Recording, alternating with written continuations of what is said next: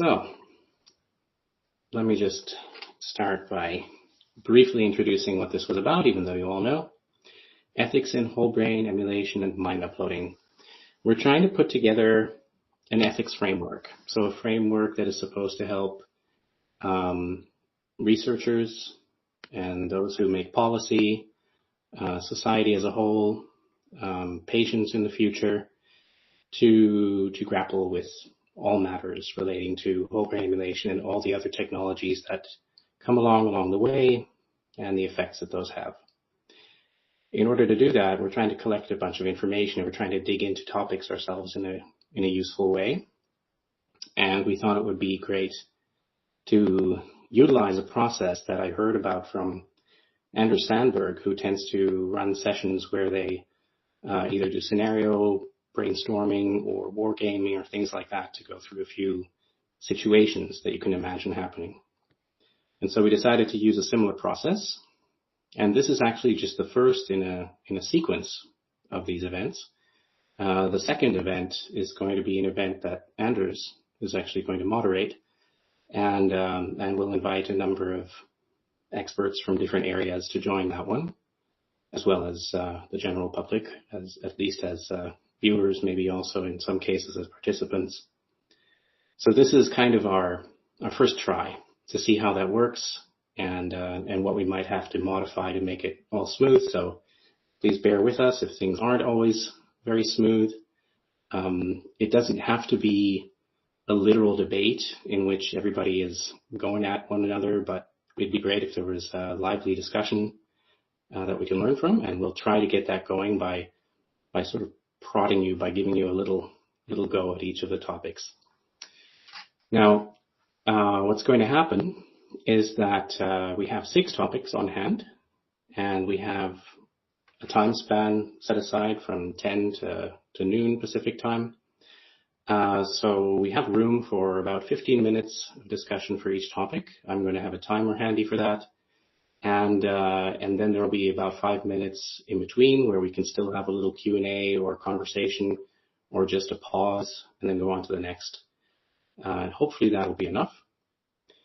Now, for each of the topics, what's going to happen is that Mirinda will read the topic to us so that everybody has read it, everybody has heard it, and then we'll start discussing it.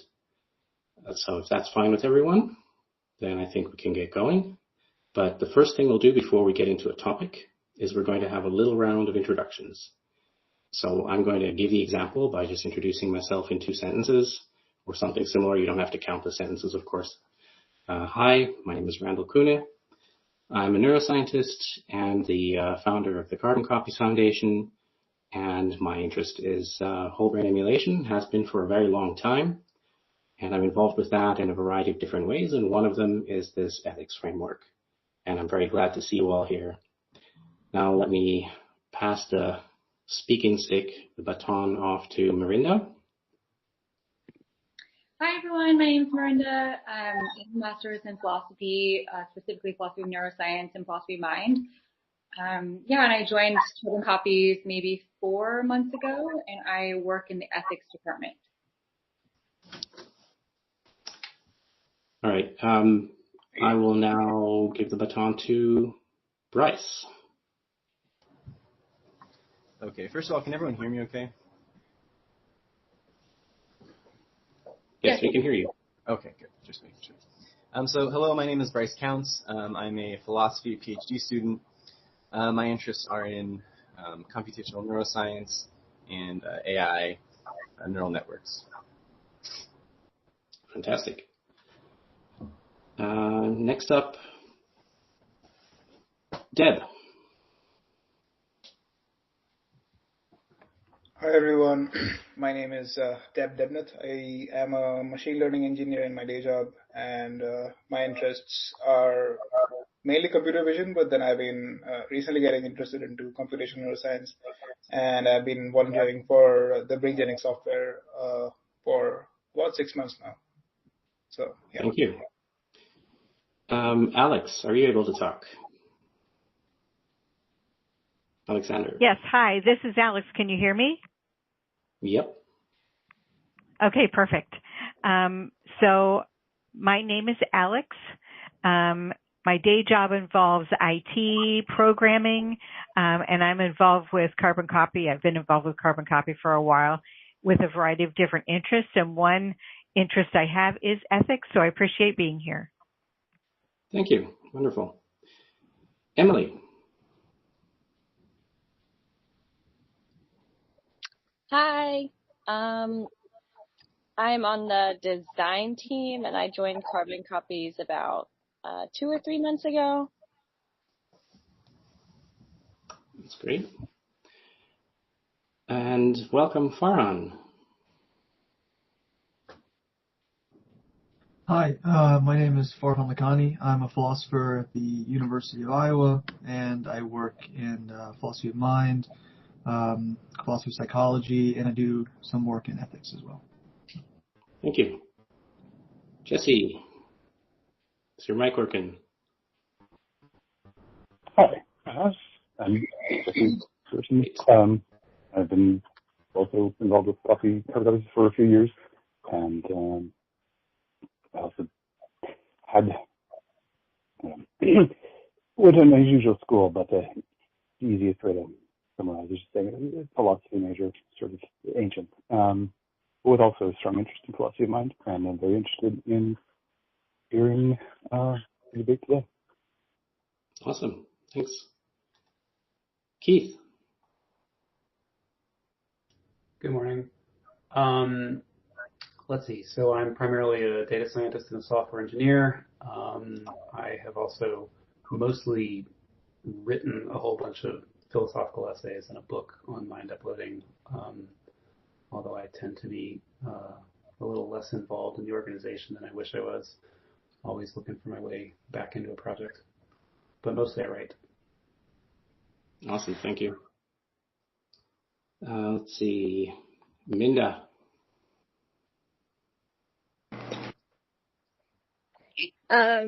Yeah, so I'm Minda. I'm an AI research engineer, and I'm currently actually staying over at John's lab, John Schlendorn, Randall, and I'm helping out with, so John's working on the plan B, which is body replacement.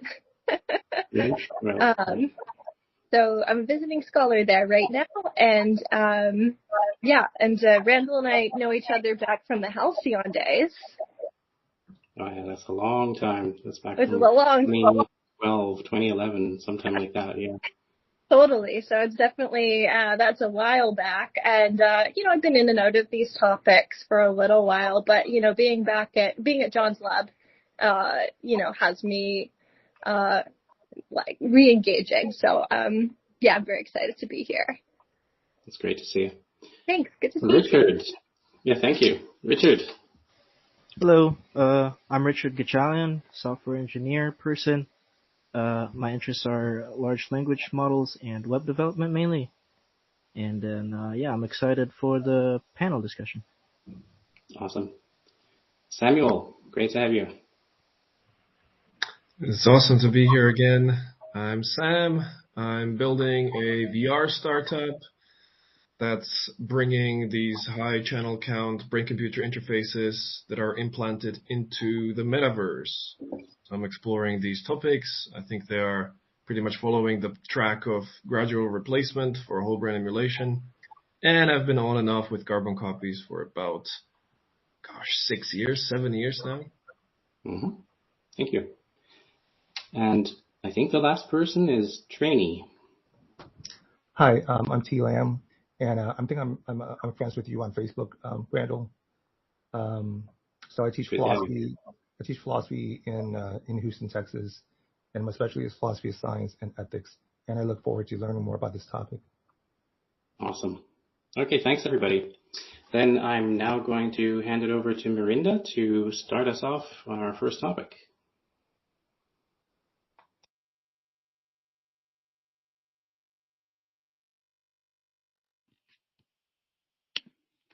Okay, the first topic relates to copies and consent. So a fundamental ethical concern surrounding the use of uploaded minds is the issue of consent. Imagine an individual named Adam makes 10 digital copies of himself to put to work at his startup. The emulations work around the clock to build Adam's company. Once the company is built, Adam offloads the data from the emulations and disposes of the copies. Presumably, the conscious emulations that Adam created to work at his startup did not provide informed consent to be used for work in such a manner before Adam created them. This unconsented use of labor of a sentient being, that is Adam's emulations, raises ethical concerns. Even though the emulations Adam is creating are a reflection of his own mind, the individual iterations of his mind that he creates, the 10 emulations, did not give their consent to work at his startup. Would it be unethical or even illegal to force the emulations to work without first getting their consent? Relatedly, without clear guidelines and protocols for obtaining informed consent before the upload procedure begins, individuals may be subjected to having their consciousness digitized and used for purposes they did not agree to during their lifetime. For example, doing work which the original person would have despised or would have found to be extremely boring or unethical, or being used in a way which causes the emulation psychological distress. This raises questions about personal autonomy and the right to control one's own identity and personal data even after death. Thank you. Now, the floor is open and the timer is running. So anyone who has thoughts on this, please feel free to raise your hand. If it's not necessary, I prefer not to be the first one, but please go ahead.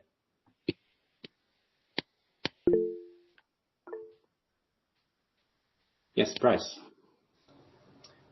Yeah. So one thing I think about when we talk about this topic is if it would be possible to. Sorry, I got a notification here. It says something about my audio. You can all hear me still, right? Yeah, we can. Yeah. Okay.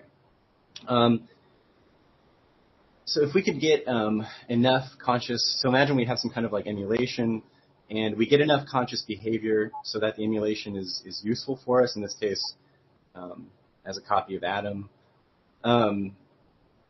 Could we get enough, useful behavior that we're calling conscious without sort of the actual subjective experience part that we worry about sort of oppressing in this case? So I'm thinking maybe consciousness is not, something that's going to come along with the emulation necessarily. Maybe we identify it being, requiring certain components, and we can sort of leave those components out and just keep the ones we need for the useful task that we're considering in this case. I don't know if that makes sense, but more of a, I guess, technical issue.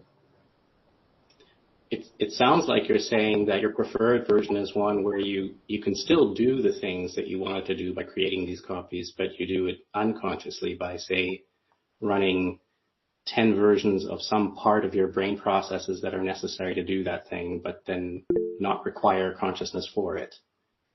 Okay. I see Jesse already has his hand up. Maybe there's a response in there or another idea. I'm wondering how you identify which parts you can emulate, how you identify whether or not consciousness exists in what has been emulated. That's a good question. That's very close to what was in my mind listening to Bryce's suggestion, which is, this does require a very good understanding of consciousness and of what it means to either have a certain level or no consciousness, whether those are even binary or on some kind of a scale with degrees, and how that applies to certain parts of the brain and what they do. And then the question of, is this even a task that you could carry out unconsciously, or does it require consciousness to do the task? So there are a number of potential constraints there. Richard. I'm of the belief that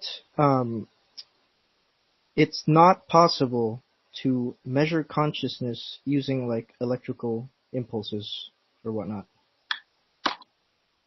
And so it's, I guess, not possible to know whether or not consciousness exists.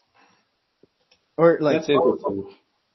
So you're saying, for example, you couldn't use something like an MRI or an EEG or whatever to tell whether a patient is unconscious or conscious?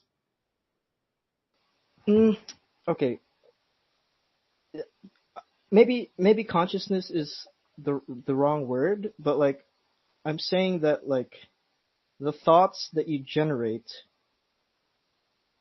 aren't measurable, maybe, or like they're difficult. It's difficult to find out where these thoughts are generated from.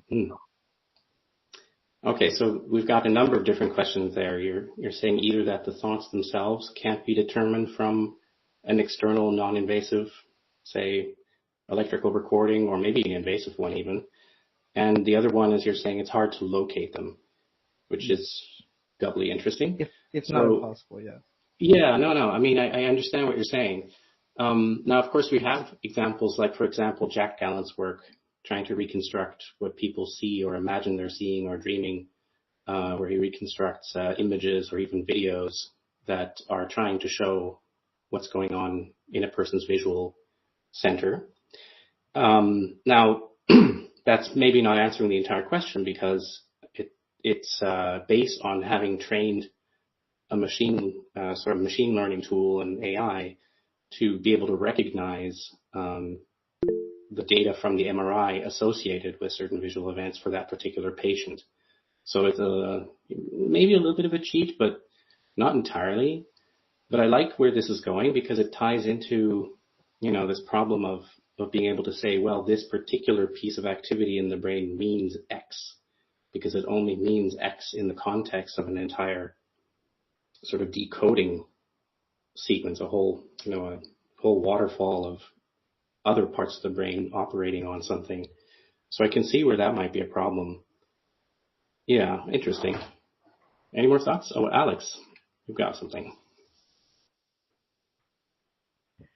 Yeah, this is Alex. So I was thinking is that maybe it depends on the person themselves. Maybe one person, doesn't care if you make 10 copies. That's fine. It's no problem. You can force the 10 copies to work for 2 days and then turn them off. Maybe that might not be a problem, but then another person maybe will have an issue with it. So one person may say, like, it's fine for the person themselves and that personality, but another person may say no, and so maybe that's a conflict there. So one person who decides, they don't want that, then they could make a law to pass or make that illegal. So really it just depends on, like, how or why that person should decide if it's ethical or not. Maybe the other person could decide, yeah, it's ethical, but how would you resolve that conflict?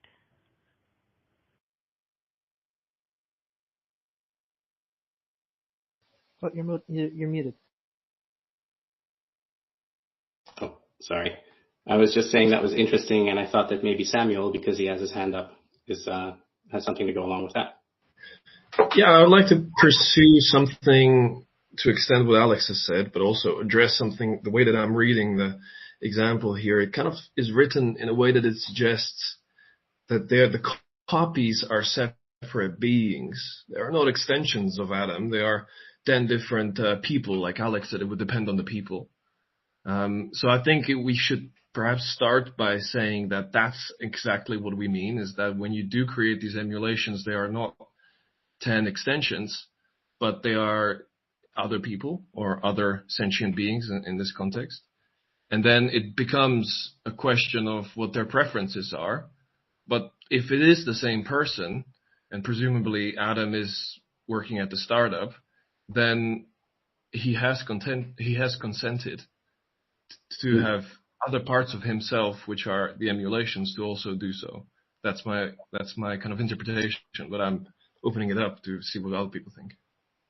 Thank you. By the way, I put my thumb up not to say favor one person's opinion over another, but just because I was enthused to see the systematic desire to go back a step and look again at the example and then kind of figure out where we're going with that. Because so this example does make some assumptions, and you're right.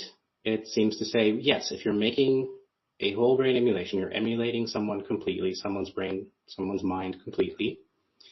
and then that runs, then that is its own person. There was nothing in the example that said that there was some way to link them back to the person where the emulation was made. So you can't really say it's a part of that person, sort of in that connected sense or something. So yeah, that's one of the things that's in here. It's kind of, you make mind uploads, and then these are individual, conscious, sentient entities. And so then there's this question: even if you as a person decided, yeah, I want to go do this fast, so I want 10 copies to help me do this, and you consented yourself to do that, once you've created these sentient beings, if we at least agree that they are, or if we agree that they can be, or that they should have rights and all that sort of thing, that raises all kinds of questions. Yeah. But is it okay if I respond? Absolutely. I kind of meant it, you said like they're individual copies. They're all individual, distinct things. They're not part of one larger atom. When I'm reading this, when I first read it, it kind of paralleled to me how people create digital profiles now. And these digital profiles for different social apps, or maybe for a game, and then, they don't play the game, but the game does something while they're not there, and their digital self that is playing the game continues to do something in the game. We kind of have small copies of Adam, if this is the scenario we call it, already running now. And they are, this is the way I'm looking at it, is that they are these extensions of me. They're just digital, and they might be somewhat altered because I designed them to be altered. They're not exact copies.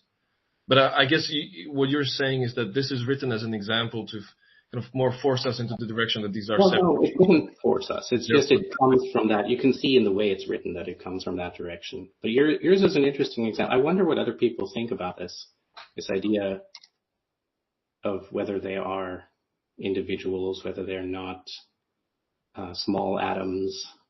I don't know what that means exactly, but what Sam proposed. Faran. Yeah, no, thank you. This is a really interesting example. I did have some questions about it, though. So the 10 atoms, are they deciding to do all this sort of digital labor on their own? Are they sort of programmed to do it, but they could break out? How much sort of degrees of freedom do these sort of emulation atoms have, right? Because depending on how we answer that question is going to, I think, at least for me, give me some feedback on how separate these are from Adam himself. Okay, so I believe that the way this was written assumes that the 10 digital copies are complete copies. So the mind has all of the abilities of the original mind. So if the original mind has what we might call free will, then the digital copies have that as well. There's also a question of what can you do to constrain. So when you say what are the, I don't know exactly how you put it. I forgot the precise terminology, but you were talking about some limitations on what they could do. And there are the physical limitations potentially, or other limitations of how the upload was made and where they are, how they could actually choose to live. But besides that, I'm not sure exactly what we mean by those limitations.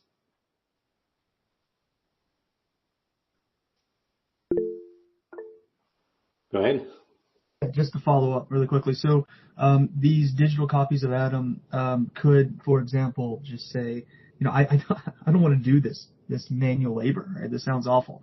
I'm just not. Right? Are we imagining this is the kind of scenario, or are we imagining sort of an Adam-like entity that would sort of have the same kind of responses to the stresses that are raised and would sort of process the information in the same way that Adam would, but nevertheless is sort of hard set on the task? I mean, the way it almost sounds like if they're going to be complete 100% emulations on their own, then all of them could just like unionize, right? Like they'd say, like, no, I don't want to do this. Is that the because I mean, again, if that is possible, that just so many new layers are now added in here and complicates the picture so much more. And I just didn't know how we're supposed to be thinking about it. But I completely agree. It's multi-layered and complicated. Yeah. because yeah, when I read it just straight off the top, then it seems to me like these are basically 11 people in total if you count original Adam, and they could unionize. Marinda. Yeah, I think I wrote it that they were going to be their own sentient moral agents, their own beings. So, and I guess if you were to sort of think about it, so if I was to make 10 copies of my mind, presumably they would also have the same goals that I would have. Like all 10 of them would also have this huge goal to build this startup. But I think Adam commits to unethical acts here by, number one, forcing them to work at a startup without first asking them if they want to, because they, as their own sentient beings, they have the free will to go do whatever they want. They don't really have to work at a startup. But given the fact that they are Adam, the second after they're uploaded, that they probably would have the same desire to work at the startup, but that doesn't mean that they can be forced to work at the startup if they chose not to at some point. And then also, I think it would be unethical just to offload the data and then kill them, because they're people now and they possess personhood, and with that comes legal rights.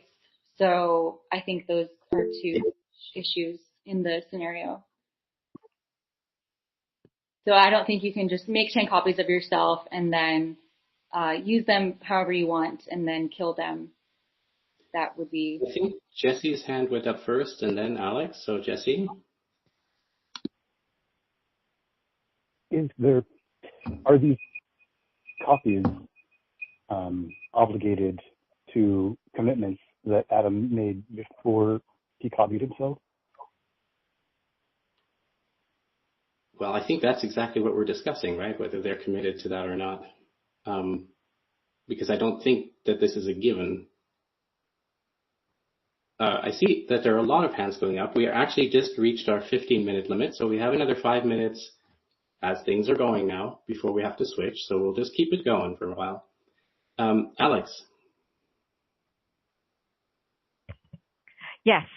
So I was saying, to me, it doesn't seem wise to make another 10 copies, because if those 10 copies continue to live, I wouldn't want to kill them. I would refuse to kill them. So how do they support themselves? Meaning, 10 copies need to have 1/10 of the original Adam of his bank account, so they have 1/10 of his property.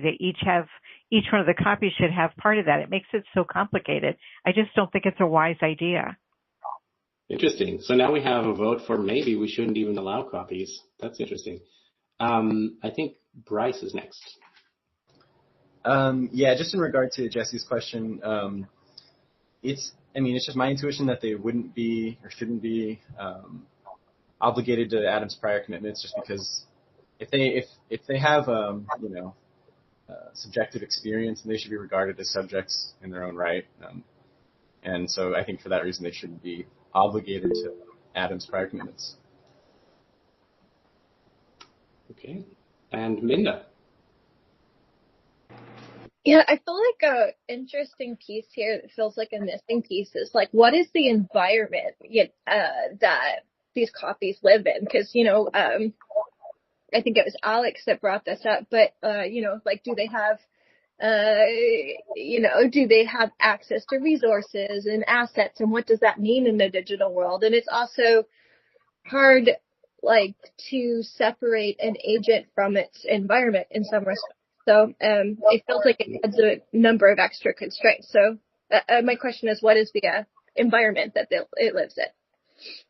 That's a great question, and I think that where this is all coalescing to is it so as an ethical question, it's not just a question, can you make them work, but are you even allowed to create them like this?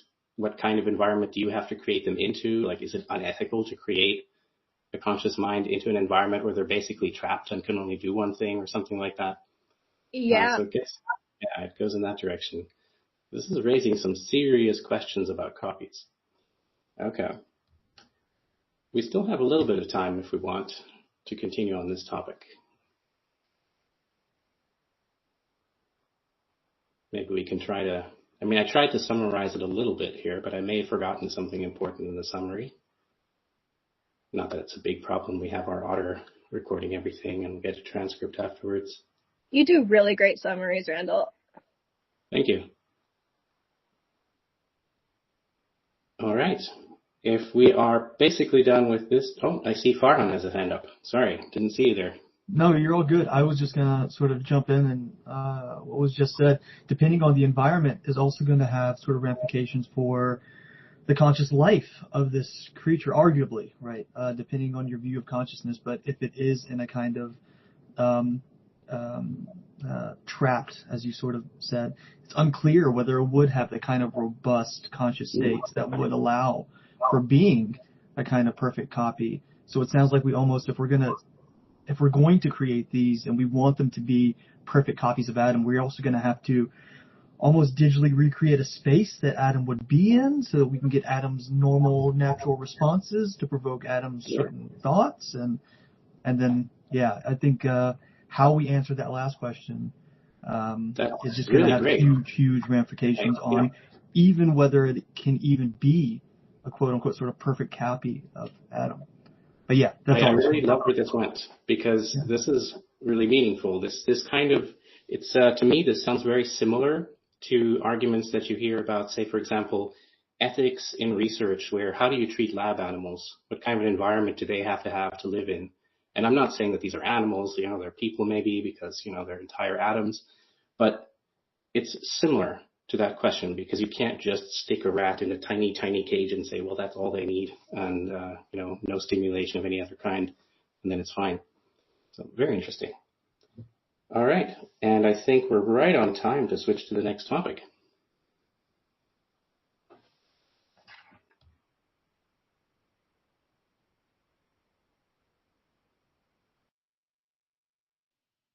Okay, so just go ahead and read it. Go ahead. Okay. So data security and privacy. Once uploaded into a digital format, individuals' consciousnesses could be subject to surveillance, monitoring, or control by external entities. This raises concerns about privacy invasion, manipulation, and the potential for individuals to be coerced or influenced without their consent. Governments, large corporations, or malicious actors could exploit digital consciousnesses for various purposes, including behavioral manipulation or intelligence gathering. Corporations could abuse our mental privacy by hacking into the computers, hosting our emulations, and using our mental data for corporate gain. Moreover, without reliable security measures, unauthorized alterations or manipulations could occur within an upload's digital consciousness, resulting in individuals losing trust in the integrity of their own mind and experiences. That means like implanting false memories or something like that. This could cause psychological turmoil for the emulation, not knowing which reality is the correct one. Are my thoughts and choices in my digital consciousness truly my own, or were they implanted by some nefarious hacker? Weak security measures would also undermine the foundations of the justice system, which relies on personal accounts of events and personal autonomy. For example, in criminal law, mens rea refers to the mental state or intention behind committing a crime, roughly translating to guilty mind or guilty intent. Without reliable security measures, establishing mens rea in a criminal case would become virtually impossible, since the bad actor could artificially implant malicious or criminal intent into the digital mind, unbeknownst to that emulation. How will we protect the privacy and security of our digital minds? Thank you. All right. Anyone have thoughts?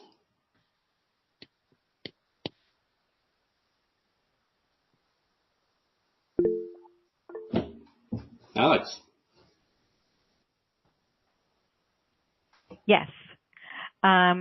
So that's the kind of problem I'm afraid of, because knowing that mind has been uploaded like something cool and interesting, there's different kinds of security problems there that make me a little trepidatious. So I don't know if there's a matter of securing development or finding another way to identify it, to block that kind of nefarious uploading, those kinds of thoughts. How do we prevent that from happening in the first place?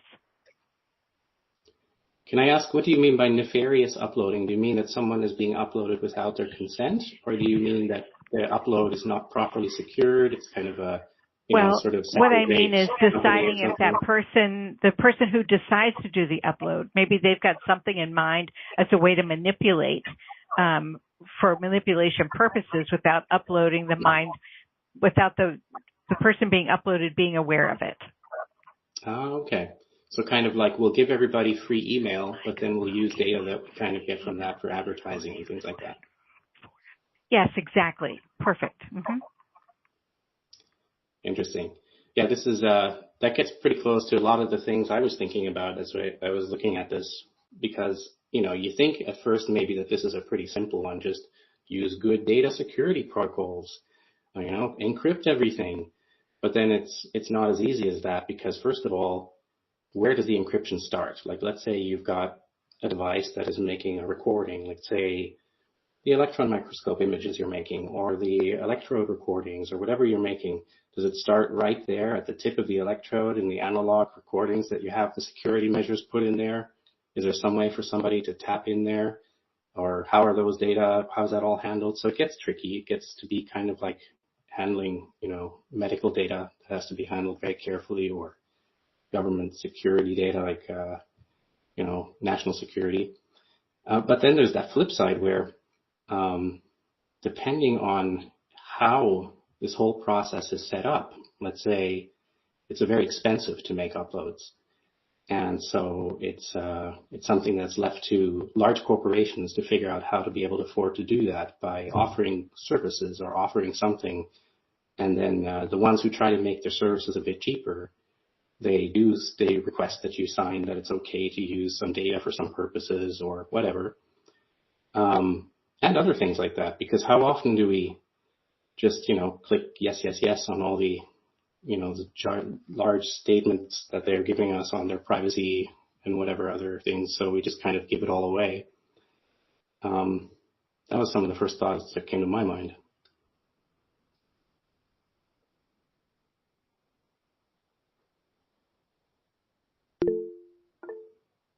Bryce. Yeah, I guess a question about this. Are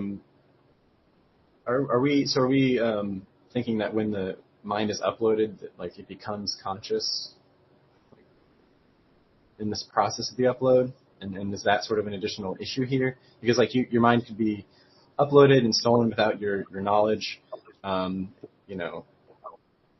then I guess does that give someone access to your mind, or is the issue that now there's sort of a separate person, like kind of the previous problem?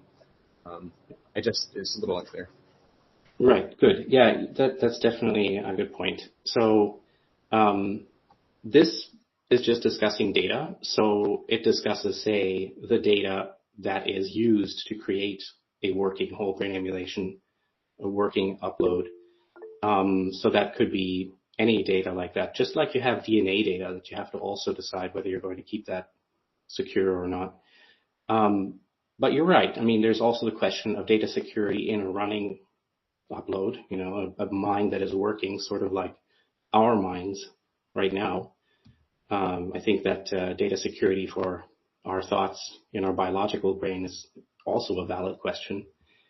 But yeah, this means really any data security. So all of the data that has something to do with our minds right now is largely our own, unless someone kind of prods and pulls it out of us by, I don't know, interrogation or whatever, or having us do quizzes online. But yeah, in the future, maybe there are other ways to get at all of that data, whether it's data in the running mind or data from the original biological brain that was used to create the mind, either types of data. I think Richard was first. Yeah. Well, it's good because I wanted to bring in how Samuel thought about it in the last one, because he was like analogizing it to the what we have currently, like when you're going or when you're on Google, like there's some level of data protection there, right? And like you're gonna or it's gonna be stored somewhere, and and we're gonna have some sort of, I guess, mechanism where this mind upload is gonna be stored somewhere, and we're gonna build monitoring systems around that mind upload thing. So, yeah, I guess similar questions arise from like the like when 9/11 happened, and like the U.S. was able to monitor more of the internet traffic, and so yeah, I think that's all I wanted to say. Interesting. I was wondering what you meant by, the monitoring is put in place around the mind upload. I was wondering if you meant monitoring just to check, is the mind uploading working well, which is a question. I mean, you probably want to monitor the health of the mind upload, so then you have to have access to some of the data, and that's tricky. But yeah, so you're talking more about whether, say, for example, government will require or request access to some data because, say, for example, they want to find out if there's going to be some unrest or whatever, something like that. Is that one of the things you were wondering about? Yeah, I guess it's like, I guess however we handled it now or are currently still handling it is probably going to be analogous to this, what we're talking about. I see. Kind of take those. So digital versus biological, I guess. I see. Okay. I think Samuel is up. I actually want to go down that path. Randall's first interpretation, I guess, of Richard's comments there about, I guess, monitoring the health of the mind, because like it's really difficult, as Randall said earlier, for us to prevent nefarious actions towards any digital object, let alone a whole brain emulated brain. But if I was to extend this to kind of like maintaining integrity, I think, there are we can design tests that would say monitor the functioning of the emulation. Or maybe that should be a question. Can we design a test that measures the integrity of the emulation? Because just like a nefarious hacker, some other events may cause corruptions. And my line of thinking here is all about how can we ensure that when this event happens, there are not going to be ramifications that are highly detrimental. So I'm going towards two directions. One is, okay, are there tests that we can design that take into account that, yes, the brain is changing over time, and so does the mind, so does the emulation, but we can measure what is healthy and what is corrupt functioning. And then secondly is it also possible to store backups over some period of time that you can then go back to, extending what Richard said about how people handle data breaches now, and when systems go down, they, reboot an earlier version of the database. Is that an acceptable proposition from an ethical standpoint to reboot somebody from an earlier emulation if we spot that it has been compromised? These are larger questions, but I'm just trying to kind of get more practical around the measures we can put in from software development perspective. Yeah, these are great questions. For a second there, in my mind, when we were talking about monitoring and, trust in monitoring and stuff, my mind went back to the previous question. What if we made a second copy of ourselves? Do we trust ourselves to monitor ourselves? But, that was just going totally away from anything we really need to discuss. But yeah, you made some really good points. So one of the things is that this monitoring to see is activity in the brain going away from what is acceptable or from what is normal or from what is healthy. You definitely need to have that. In fact, you even need to have that just in the original process of creating the whole brain emulation, because you need to be able to validate whether this is actually a healthy brain that you created. So those types of functions will have to exist, and that is a kind of monitoring of the data that's there. I suspect that there's a way to do that where it's happening at a fairly granular level, and so you can keep that down where everything is within, say, the security box. Not 100% sure about that. But yeah, that's definitely an important concern. There was another part. What was the second part, Samuel? You had so many ideas there. There was something that I wanted to quickly touch on. What came after that? Maybe backups. Yes, the backups. Right. I'd say, of course, you want to have backups. That's one of the reasons that one would want to have a technology like this in the first place. In fact, the first upload you make is kind of a backup, right? Every time you pull data out of a brain and you store it somewhere, that's a backup. So you want to have that, but it does raise all kinds of questions. Say, for example, if you have had a bunch of other thoughts and your brain has further developed and evolved and your synapses are now different, but then something happens and say you've had maybe a day go by and then you say, well, let's revert back to the previous backup because something went wrong. That's also interesting from an ethical point of view, because you could say that these are two different people. And can you just wipe out this new person that has developed over a day in order to go back to the previous state? It's kind of similar to questions like, well, if you give somebody a drug so that you can interrogate them, but then that drug makes sure that they forget about the whole interrogation experience a day later, is that ethical? Stuff like that, right? That we can imagine happening now in our biological bodies, but the same sort of thing would apply with backups. Very tricky. Does anyone else have any thoughts on this? Yes, Deb. So my point is, under the assumption that we can assume that each of these, I'll call them digital replicas, they are their own person. And is it worthwhile to consider having each of these digital replicas have the ability to detect whether they are being manipulated or not, in the sense that whether they can distinguish whether the reality they are being fed is different than what is actually real. So something like whether they can tell if the data that is appearing, say, after, I don't know, the next 100 milliseconds in their mind, if that comes from the existing processes in their mind, so from other propagated activity versus, say, something from the outside that is being impressed on it? Exactly. Something like that? Yeah, that's the sort of thing you'd probably want to set up. I'm sure that gets into, then you're going to have a whole arms race of that kind of neural security, let's just say, neural data security measures, and people trying to break that and make inobtrusive, unnoticeable ways of overcoming that.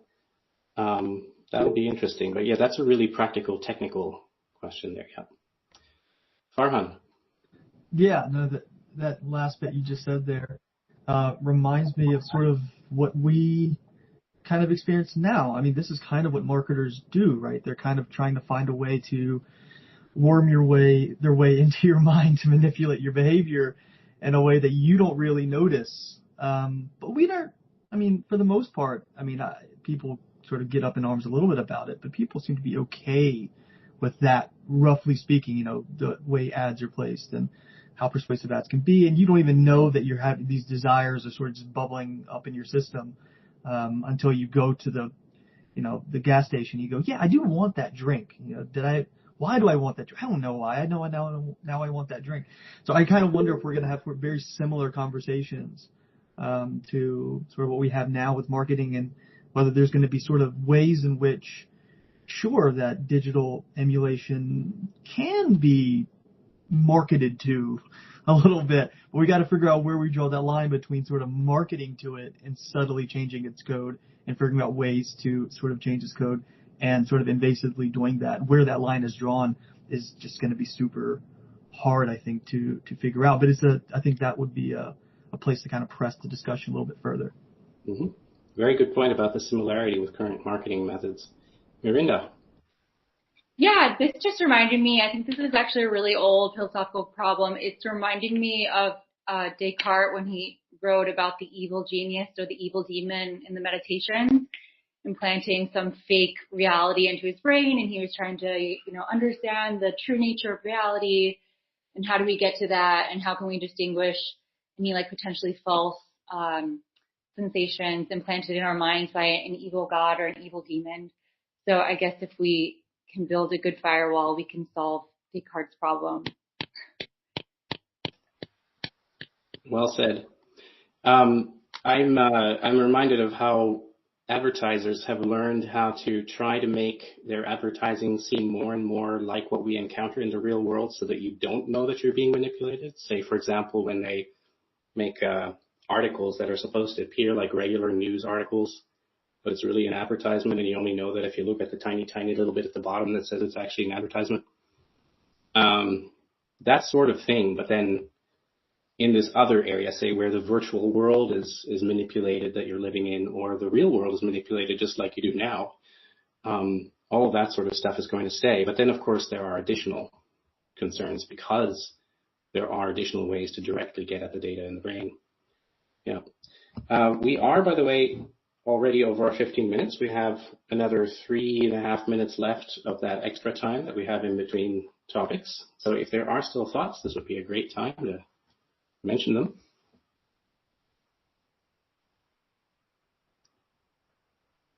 If not, then we can, of course, move on to the next topic already. Give us a little extra time there. Let's do that.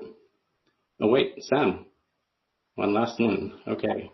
Yeah, I keep thinking, and I think it ties maybe these two topics, consent and data security together. I keep thinking about what is the consent that the living biological Adam, if we extend him to this example here too, would have to comply with or agree to before the emulation occurs. Because you could say that, hey, there are some problems. We haven't worked out how to prevent security breaches in the future.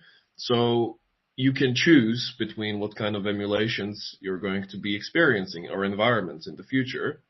And you can be completely isolated from the internet, living, on your local server. And that's going to be more secure. Or you can not do that, but then you're opening up, yourself to influences, or you can set the kind of Farhan said, you can set the kind of level at which you're allowing the world to influence you, as if we're allowing that marketing campaigns to do that for us to some extent. Some people might not. Some people opt out of marketing communications. So to me, it feels like, at least at the beginning, this needs to be a long list of scenarios. And then my kind of personal biases here are towards individual's choice. So your individual choice then is to choose what you consent to out of all these scenarios. And that's maybe the only way to go. I really like this proposal that you look at it as a series of different options of, say, trade-offs between security and I don't know, I guess other things that you get. And the first sort of instinct is to go, oh yeah, as liberal as possible. Everybody gets to choose whatever they want to. And then I start thinking, but then there are ramifications to that, because it could be that, say, those who give up the most of their liberty have the greatest capabilities because of whatever they're getting back for that, and then they have an advantage in society over those who don't. So do they now have to be kept in completely different worlds or something so that doesn't have an effect? Or it just gets more complicated, but that's normal. We're just seeing that there's a whole tree of possibilities here. It's sort of like questions like, yeah, you have the freedom to choose a lot of things, but for example, you can't choose to sell yourself into slavery. Why is that? So things like that, those kind of questions come up. We have 1 more minute before we have to switch to another topic. So this does give Richard a bit of time. Oh, cool. Okay. I guess there isn't, or what is it? There's also the question of who would even try to fund the initial security practices of uploading mines. I feel like people are just wanting to move as quickly as possible to getting to that mined upload. And so like, you know, like way back, cybersecurity people, you know, they didn't have any jobs. And then all of a sudden, a lot of people got data leaks, and they're like, wait, we need cybersecurity. And now cybersecurity people in the current times are getting paid a lot of money. And so that's also like a question, is the funding of these potential risks. No one wants to pay for these risk preventions until something bad happens. It's beginning to sound. There we go. Sorry about that. Okay, so whole brain emulation technology has the potential to provide financial and social advantages to those who have access to it, potentially exacerbating existing socioeconomic inequalities. Emulations have the capacity for rapid learning, data collection and processing, and enhanced problem-solving abilities, potentially surpassing the cognitive abilities and resources of non-emulated individuals. Developing countries may struggle to afford or implement whole brain emulation technology, further widening the gap between the developed and developing world and exacerbating global inequalities. If only the wealthiest members of society can afford to have their minds uploaded, what measures will be taken to counteract and prevent potential socioeconomic advantages for the wealthy and ensure that lower and middle classes are not left behind? Thank you. And I can already see how this connects to all of our previous topics. By the way, as we go and as you're thinking about things to add to this, just wanted to mention that if you have questions or issues with the format of this, the fact that we're going through all these topics with a very limited amount of time or something like that, we're really open to hearing about that afterwards. We're testing it this time around, obviously. So far, I'm finding it quite enjoyable. Okay, anybody have anything to contribute here?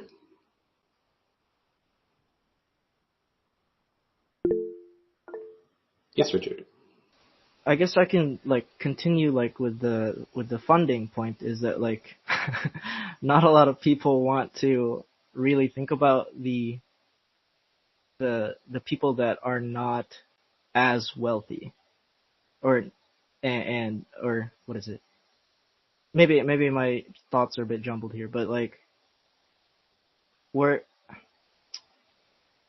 don't want to think about things that aren't as like nice to think about.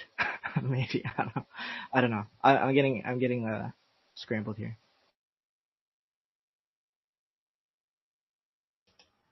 Right. So your point is that we're initially going to focus on just getting to the technology as quickly as possible, and whatever is going to make it possible to do that, to have us afford that, is going to be the path that you take. Yes.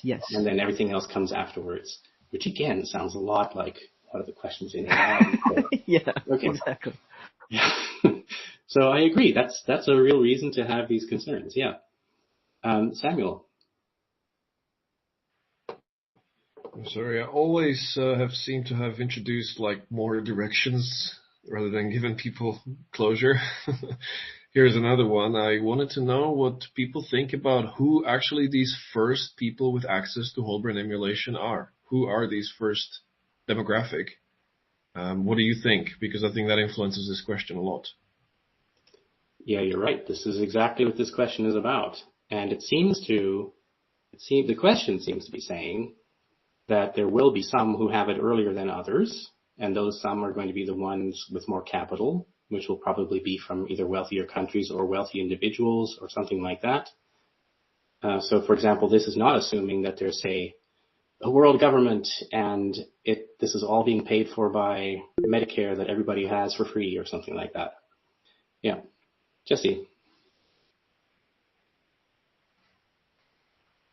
There's obviously no way to know what it's going to take in terms of resources. Like, if it's going to be something that's, only the top 0.1% are able to afford, or the top, 70% are able to afford. But if it were possible, would it make sense for it to be treated as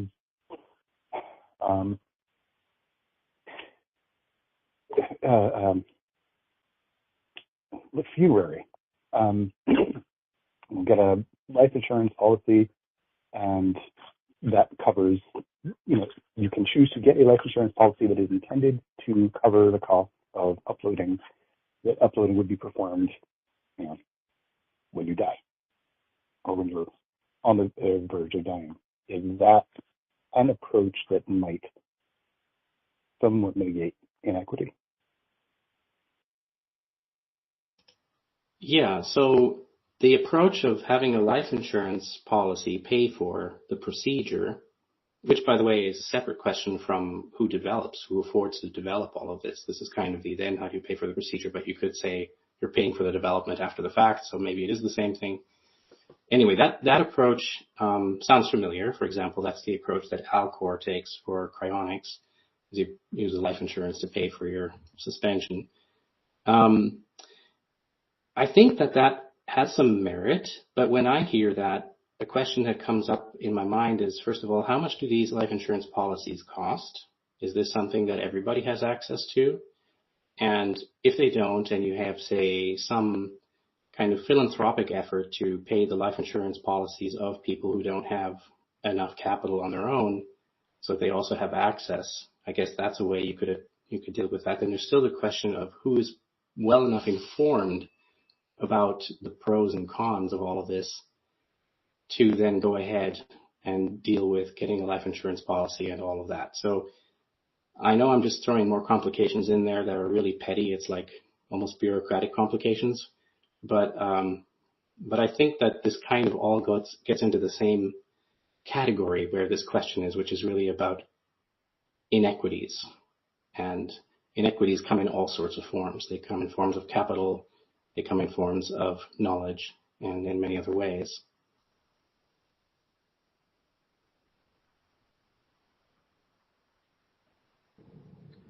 I think, just adding to this briefly, the main part of this question is that you have a potential inequity accelerator here, because you could have that people who already have more or access to more than others would have an accelerated potential, leaving others behind, and that gap would become faster, much larger in this manner, rather than technology being something that makes the playing field more level, which is perhaps what we would prefer. So, how could you have that instead of the other? Farhan. Yeah, I'm just looking at the question one more time, and I'm making sure that I'm on the right sort of page. Is the question what actions will be taken as written? So what actions will in fact be taken to counteract the measures, or what actions should we take to sort of counteract the measures? Because there are ways we can, if it's the latter, if it's what should be taken, we can imagine things like taxes that are put on companies that are just experiencing rapid growth, and we use those taxes to fund other countries, sort of allowing them to get to the same sort of level. Right? There are steps that can be taken. Whether that will happen, I'm not as confident in the given world we're in, just because it's not an ethical place a lot of the time. So are we sort of brainstorming sort of policies that we might put forward that we could sort of pitch to companies, or I'm just trying to make sure I'm on the right sort of page here. I think that we could be thinking about that, yeah. So we don't just have to look at what will likely happen. We could look at what should happen, because the whole point ultimately is to use this information to try to create an ethical framework. So I think, we'd like to go in both directions. Bryce. Just to kind of echo Farhan's point a little bit. I tend to be more skeptical with regards to the kind of regulatory solutions that are on the table. Looking back at how technology has been rolled out, I just tend to be skeptical about those kinds of solutions. So when you have a potentially really groundbreaking technology like mind uploading, I feel like looking back at the history of these sort of regulatory attempts and thinking if they didn't work so well with less impactful technologies, what's going to happen with this scale of tech? Are the like you say, it's accelerating. It could potentially make things not only worse, but sort of much, much worse. So I just tend to be skeptical about, I guess, regulatory solutions. And I think the skepticism is a good thing to have.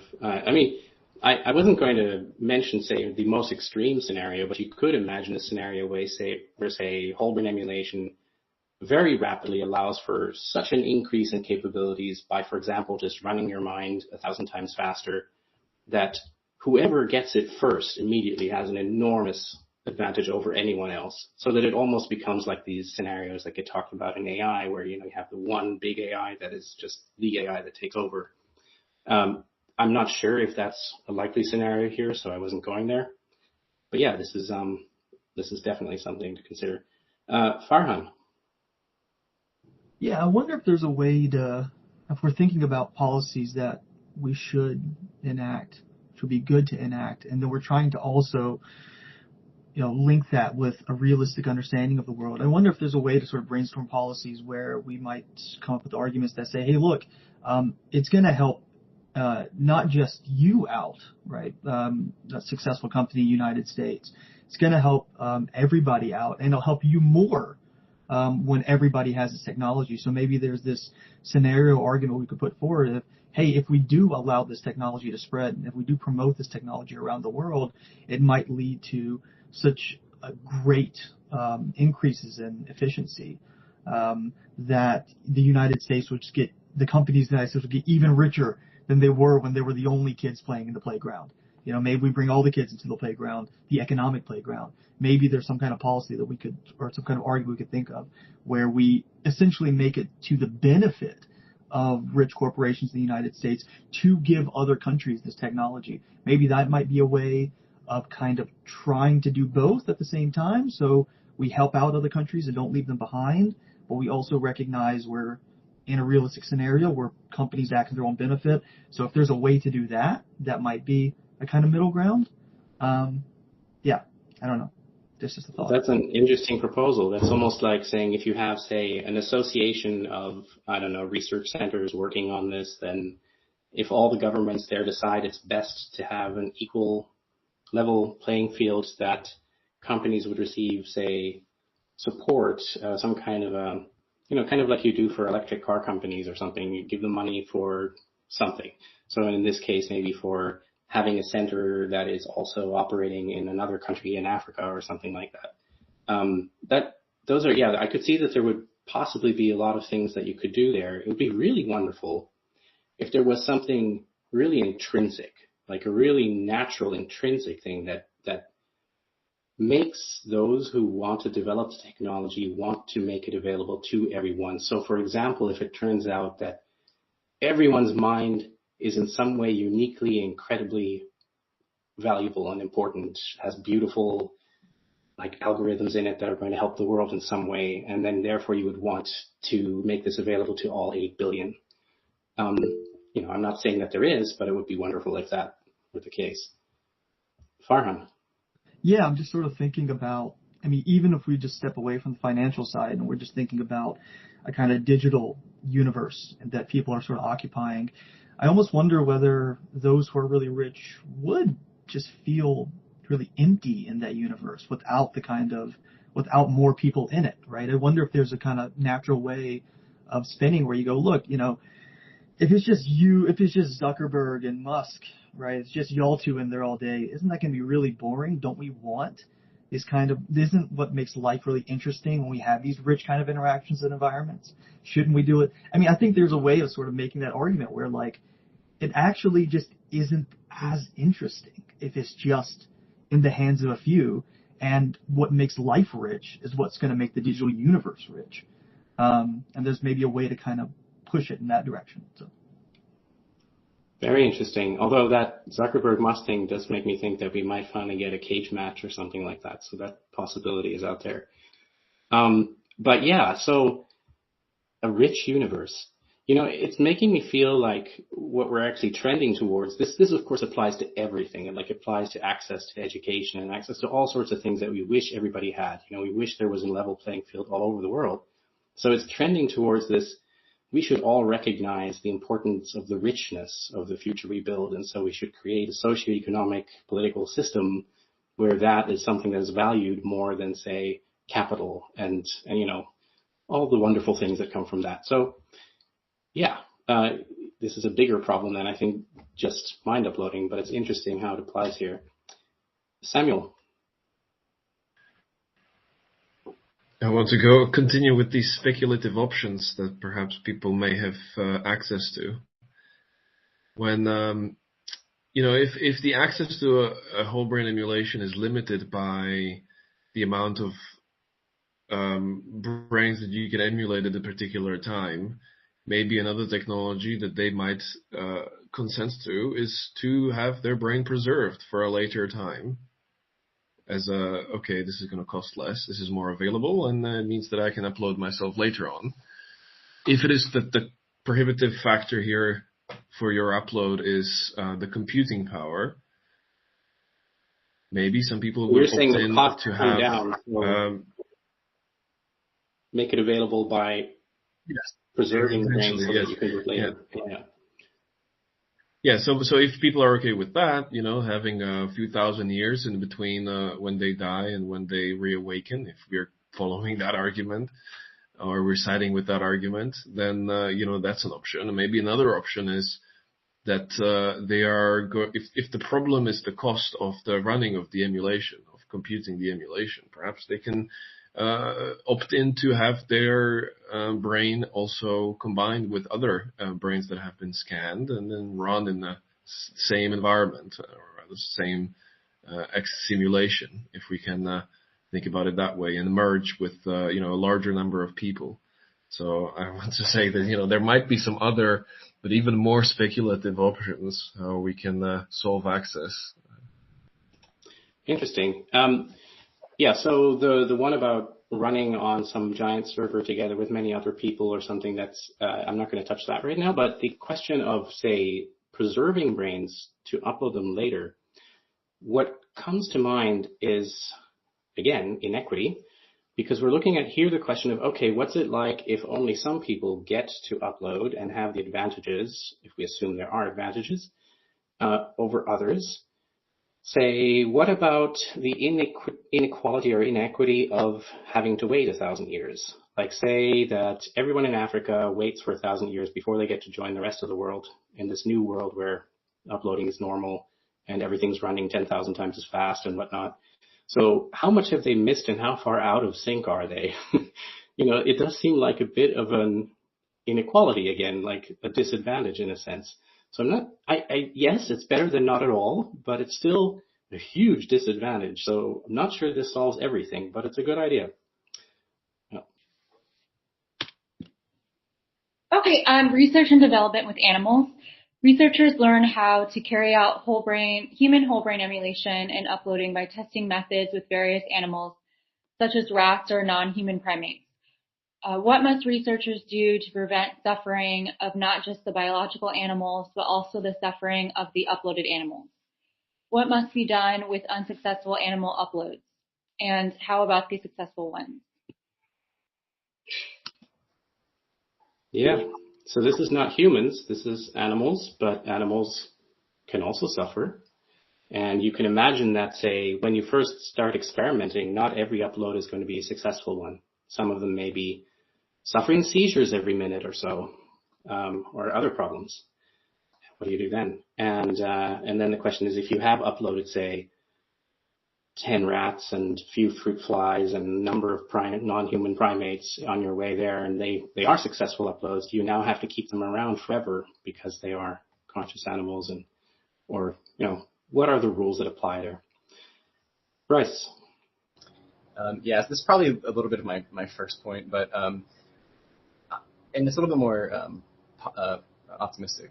So I'm imagining that if we get so good at uploading that we presumably can have models of animals, models of their brain, that aren't going to be conscious, because we've gotten so good at modeling this, maybe we know how, again, to kind of not include that part there. And then we're studying animals that aren't suffering, because they're sort of, it's just the model in this case, which I guess would be, according to you, like a simulation, not an emulation. But I guess that's the point, is if you get so good at emulation, maybe you're also getting quite good at simulation, because you're now aware of what the difference is. You've gotten so good at actually being capable of building the emulation.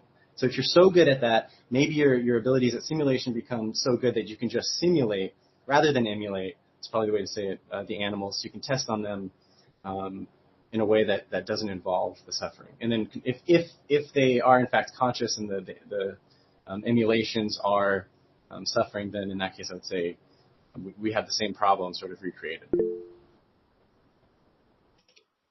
Richard. So I guess upload them, but like in a suspended state, so that they're not conscious.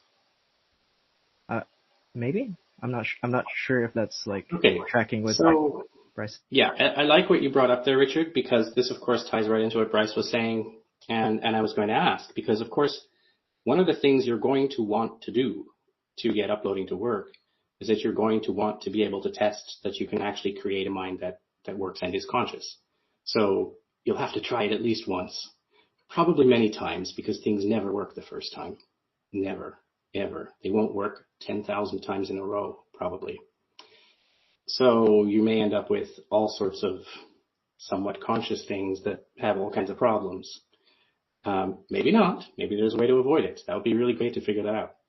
I do think that it's true that you could, once you have created really sophisticated emulations, and you don't necessarily run them. When you created a very sophisticated model before running it, before it being a working emulation, you could carve out a piece and say, okay, if I am only using like the orbitofrontal cortex, probably that's not going to be a fully conscious animal if I'm just going to do a test there.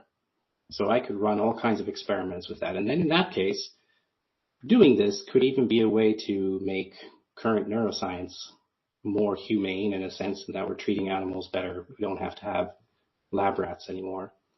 So that's great. But there is that question of, well, what are you doing as you're actually trying to get towards uploading? You know, at one point you could say, well, then we have to switch to human volunteers because they're the only ones who can really understand what's going on and consent. So these have to be patients. Yeah, we could talk about that as well. Does this break the leg off a chair? Is the leg still a chair? That's a good point. Yeah. I do see there's some chat going on that I haven't really been looking at.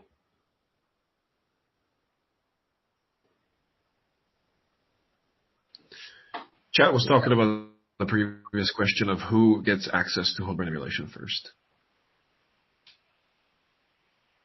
So that's what your comment was about it not being the lords that receive the cancer treatment. I suppose, but connected with this topic, I think it's similar because it talks about how the first users of any technology or any experimental technology of this kind are clinical trial participants, and even before that, it's going to be the animals. How these first beings that get uploaded. You mentioned this with AI. There might be a scenario that they significantly outpace any follow-on uploads, and that perhaps on the positive side solve a lot of the issues. So the inequity, it starts with here. Who are the R&D animals that are going to be participating, and then who are the first participants? Are they going to be the super wealthy people, or are they going to test it on somebody else? Does this become a long-termist utilitarian kind of question? Something like, how much future suffering can you prevent by carrying out a little bit of suffering right now, and who's going to be doing the suffering? Something of that nature?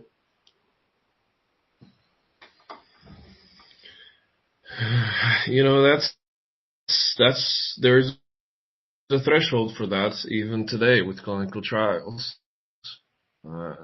It's just, where do we set the threshold?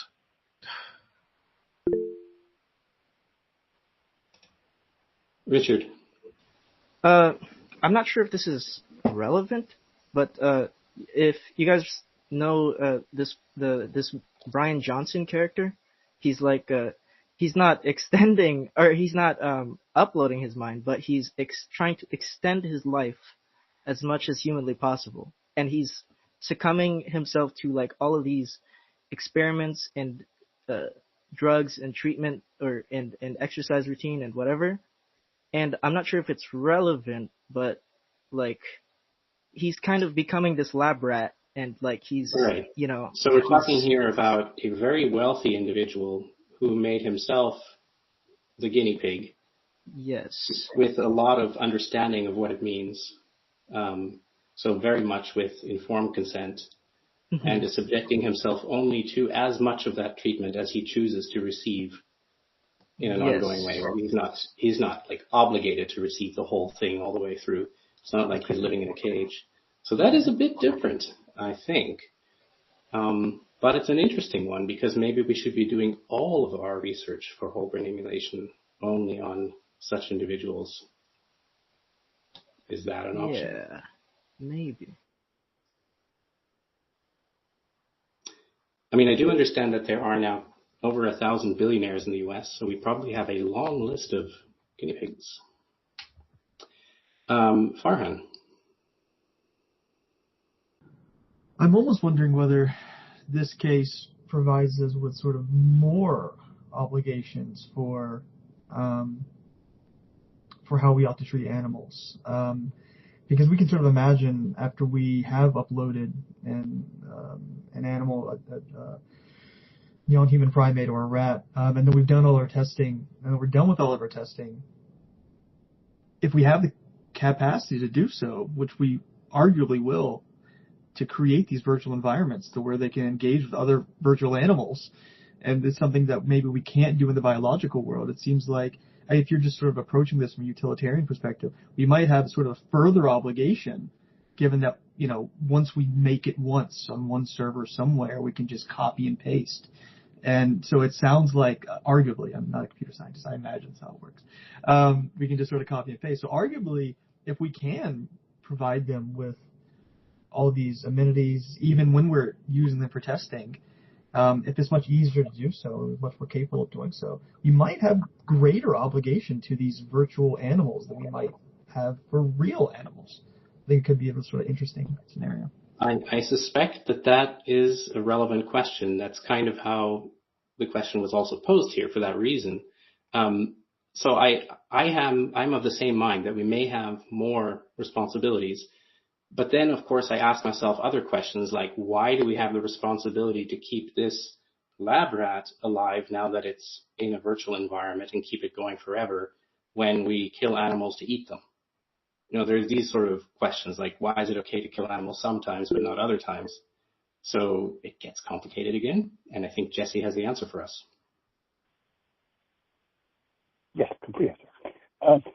No, another question is, when does an uploaded animal die? Is it when the emulation stops running or when the data is deleted?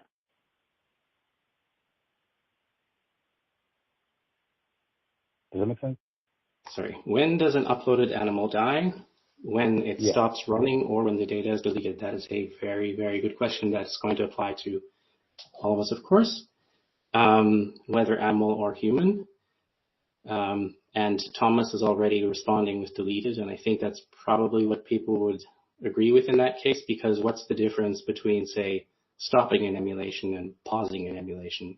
And what does it matter whether the time step, the clock of the computer that's running it is, say, a nanosecond or an hour?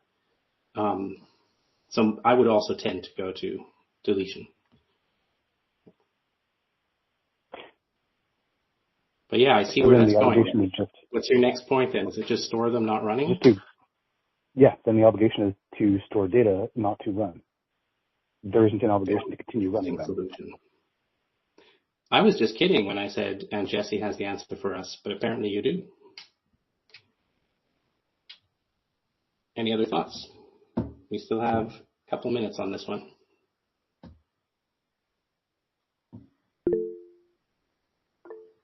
Deb. Perhaps, perhaps impose a cost on running an experiment on an animal's mind upload, if that makes sense. So the cost may be monetary, it's just a way of penalizing redundant animal mind upload experiments, because it's kind of trying to, at least that's what my thinking is, trying to solve the problem by eliminating the cause of it, because the way you would end up with unsuccessful animal uploads is probably by poorly planning the experiment.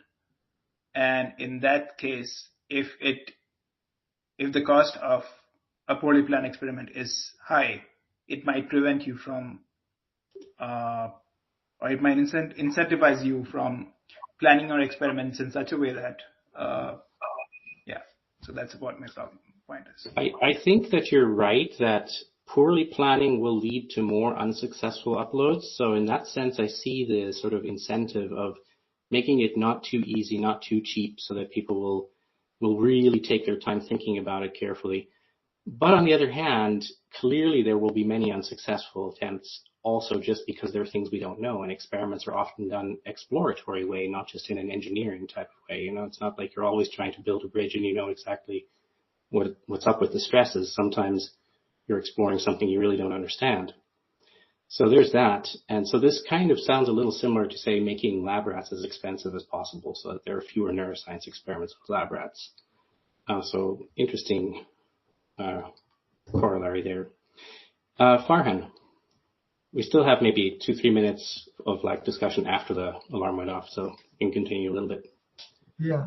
No, I mean, so much of this just seems to turn on sort of what ethical theory we're going to be using. I mean, even if we are going to be sort of arguing, as we have been from a largely utilitarian perspective, even within utilitarianism, there's all the different varieties of utilitarianism that come up. And so, for example, on perhaps one variety of utilitarianism, even suspending might not be considered to be ethically permissible. I mean, it's going to be ethically impermissible. So I think, this is obviously the hardest question, but we're going to have to do, before we do any of this stuff, we're going to have to agree on some kind of ethical system to operate from, because otherwise our intuitions are just pulling from sort of, okay, well, yeah, we have intuitions on this side, okay, some sort of deontological intuitions, that's really interesting, and okay, now we got some over here, utilitarianism, that are really interesting.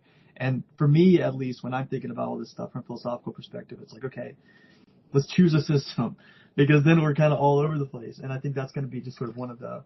Do you have a system you wish to propose? No, I don't, because it's hard. No, I do ethics. I don't claim to have figured out all of ethics. I do lean utilitarian. But I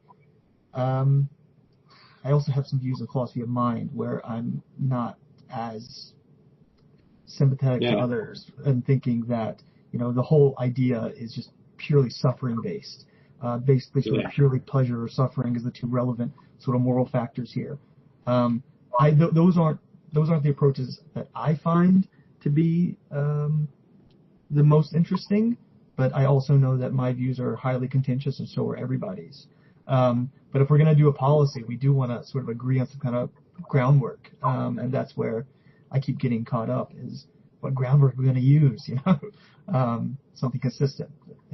Yeah, I agree that we do need to work our way towards a system. Right now we're just collecting ideas and information, obviously, but we can see where this is running into trouble, because I agree that, what seemed like an obvious, easy solution, just store the animal, don't run it. Yeah, but then if we apply the same logic to people, right, like they've uploaded, we just store them, we don't run them. It's a problem. It's obviously not the same thing as being a running upload, and running at what speed and all that sort of stuff. So, yeah. We have kind of run out of time, so I'm going to give Michael the last word on this topic. Michael Andrag? Hey, everyone. I don't know if I have a smart enough comment to be the last word, but just hopefully we don't have to solve all of ethics, I guess, before getting this tech to work. Also, there's just a lot of moral uncertainty, too. I mean, use some utilitarian, some theological, etc. Also, why are animals quite so much different than people? Maybe they're just similar, but just a little little less or something, or some kind of gradient. Yeah, I don't know. Those are just a couple of quick comments. Yeah, that's it. Great. Thanks. Yeah. Your comments have been noted. They're in the record. So let's move on. But yes, there are so many more things we can discuss here. And I do understand the sort of the fear of, oh my God, what if we have to solve all of these moral dilemmas before we can do something? That's just not doable. And that's of course not how it works. But we are trying to kind of in parallel, concurrently, simultaneously try to wrap our heads around the ethical frameworks as they might be. But yeah, it's all very messy. Mirinda, you want to take us into the next topic?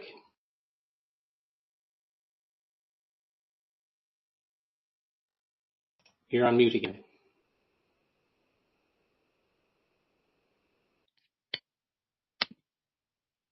Okay, so digital consciousness and ownership. One of the primary legal issues surrounding whole brain emulation is the ownership of digital copies of an individual's consciousness. Who owns the digital emulation of a person's mind? Is it the individual themselves, the entity or organization that conducted the upload, or someone else entirely? Or perhaps the emulation is incapable of being owned in any sense due to the sentient quality of its mental existence. That is all, so this is a quote from the Universal Declaration of Human Rights. All human beings are born free and equal in dignity and rights. They are endowed with reason and conscience and should act towards one another in a spirit of brotherhood. This, of course, begs the question, are emulations human beings, and what defines a being as a human? Is it our biological nature or sentience or consciousness or some other trait? Clarifying ownership rights is essential to prevent disputes over control, access, and use of digital consciousnesses. Thank you. And I'm sure everybody can see how this kind of overlaps with some of the previous topics we've already touched upon. But now it's specifically the question of when you make an upload, when you do data collection in order to create a whole brain emulation, and there is all of that data there, who actually owns this emulation that you create, this digital copy? Is it entirely the emulation itself that owns itself, or some other entity, some other combination of contracts or something? I'd love to hear your thoughts on this. Or maybe it seems really simple, but if it's very simple, please tell us how it is. Yes, Farhan. Yeah, here's something that might just complicate things to a messy degree, but whatever. It might not be as helpful. It might just be more frustrating. But yeah, I mean, I sort of have this intuition, of course, that I don't own the emulation when it's off and running and has its own thoughts and has its own sort of experiences. Then it is its own being. But then I was just thinking, it also has information about me. If it is a full emulation about me, it knows me, and it knows all of my deepest, darkest desires and secrets and things and about my past. And it's like, well, that information's my information technically, kind of. Now it's its, but like, for example, if the emulation were to just start spewing my secrets on the metaverse or whatever, wherever it's going to be living, I will have at least this intuitive response like, no, you can't do that. You can't be giving away information about us, I guess. I don't know. I guess this just complicates it a lot more for me. I'm not sure if other people had this sort of intuition or response, but yeah. Yeah, I hadn't actually thought about that directly, not explicitly the way you just discussed it, and that's very interesting. To me, it felt like, if you're creating an upload, and of course, the way that we currently think about doing this, you don't survive the uploading process yourself, you're already dead, and then you create a whole brain emulation. But you could make 10 copies then or 20 copies then, and so the same problem exists later. So we still have the same thing we need to talk about. And when I think of it kind of like, well, so you're having a child, and then you're giving them your diary and all of your passwords, and you're telling them run with it. So yeah, there's that. Yeah, that's a interesting conundrum there. Wow. Any more thoughts? Samuel. And it's not too indifferent from wearing smart glasses, capturing audio and visual information for years on end, and then having a foundation model which you feed this data to, and all of a sudden, it's your AI. Do you own it? Yeah, great question, especially since these kinds of digital selves of that nature are definitely something that are in the works. Yeah. Minda. I think I start to think about like what do the rights of ownership like mean? Like what do they what rights do you or does like the entity or corporation that's hosting like the metaverse, or what rights do the individual copies have, and like what are the potential rights that we're talking about? That's what I really start to wonder about. Yeah, you can get really fundamental with this, and it's a very good question. So, for example, just let's imagine for a moment that you have been emulated and your data is somewhere and it's running there, and now this company, let's assume it's a company and not a government server that is running all that stuff, the company goes out of business. Maybe that's not very likely if it's a very lucrative business to have all these mind uploads, but maybe for some reason it goes out of business. Now what? Seeing as this data is there, who gets to have it when the company goes out of business? Where do you put it? What's supposed to happen with that? I know it's like I'm making a new topic here, but I feel like it's kind of an extension of this one. Linda, you have your hand up. Is that because you have a new question? Okay. I was thinking about what you said, but I hadn't processed it enough to quite have a response yet. Okay, no problem.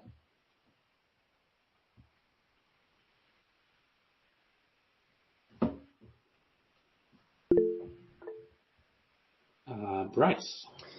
Yeah, it seems like you'd want to have some kind of, obviously I'm sure people have thought about this, but some kind of, redundancy so that if a company were to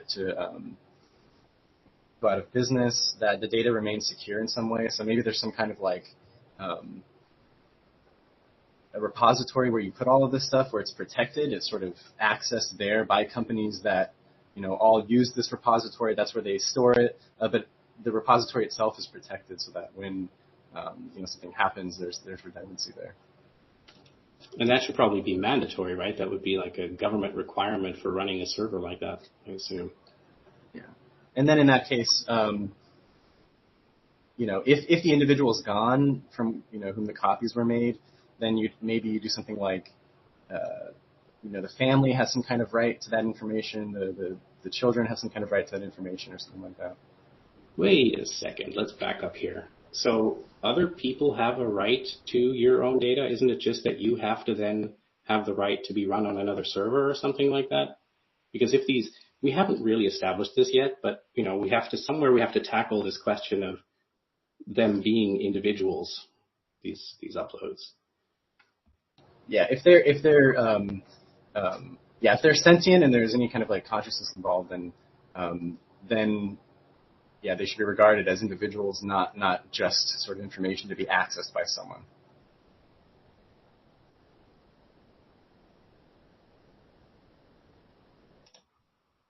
I see that Mirinda, you put your hand up? No, sorry, not Mirinda. Minda. Yeah, I'm kind of getting back in, I'm kind of getting back into thinking about like, is there a separation between the data and the uses? And also, is it possible that different stakeholders have different like percentage rights to different types of different versions of the data, and also potential different cases for use? Very interesting. So like, say, can the company that invested in getting you uploaded use anonymized copies of, say, algorithms that are found in your brain for something else? Yeah. So, what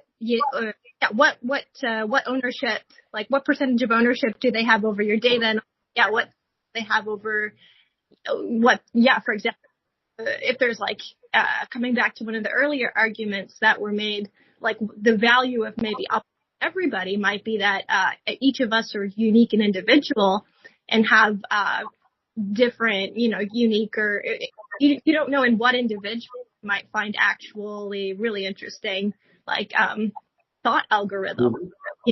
Yeah, they go algorithm mining in all the uploaded data. Yeah. Those things, and it also relates back to this question, who benefits from the value of those things, and are those also in relationship to who rights over those things? Yeah, I wonder where a sensible trade-off is here, because it might be that trading some of your experience, some of your knowledge, some of what you've seen and done, and maybe other algorithms that exist in your brain is something that the person is willing to do as a way to pay for their upload, and thereby getting around the problem of inequality in a sense, that it's affordable because of that wealth that you're sharing with the world at that point. So, there's probably a really good way to spin this that at least would come across well in the advertising. Yeah. Yeah. And it also gets altruistic in a way as well, right? To what degree are you willing to just give that away for potential collective or common good? Absolutely. That's like the what's it called?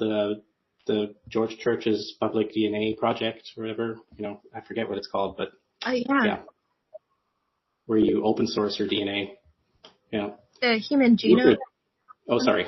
You were still going. Yeah. Minda, you still had more? No. You can move on to the next person. Okay. Richard.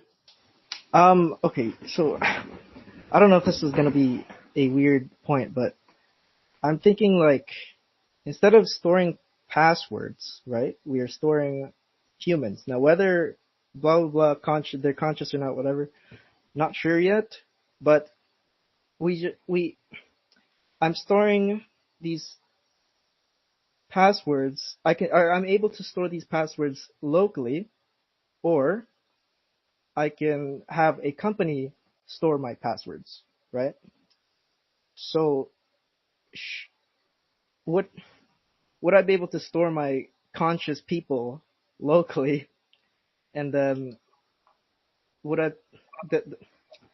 Okay, so it's kind of having a cold wallet is your way of, of keeping control of your data, or at least having a copy of your data. That doesn't mean that there aren't other copies of your data floating around out there, which would be unfortunate then, if you didn't want that to be the case. That's interesting. Yeah. So, in an ideal world, you would almost imagine that because we've overcome resource scarcity, then everybody has their own server farm, and we're all completely owning ourselves in that way. And there's no problem like that except for whatever competition comes after that. Yeah. Interesting.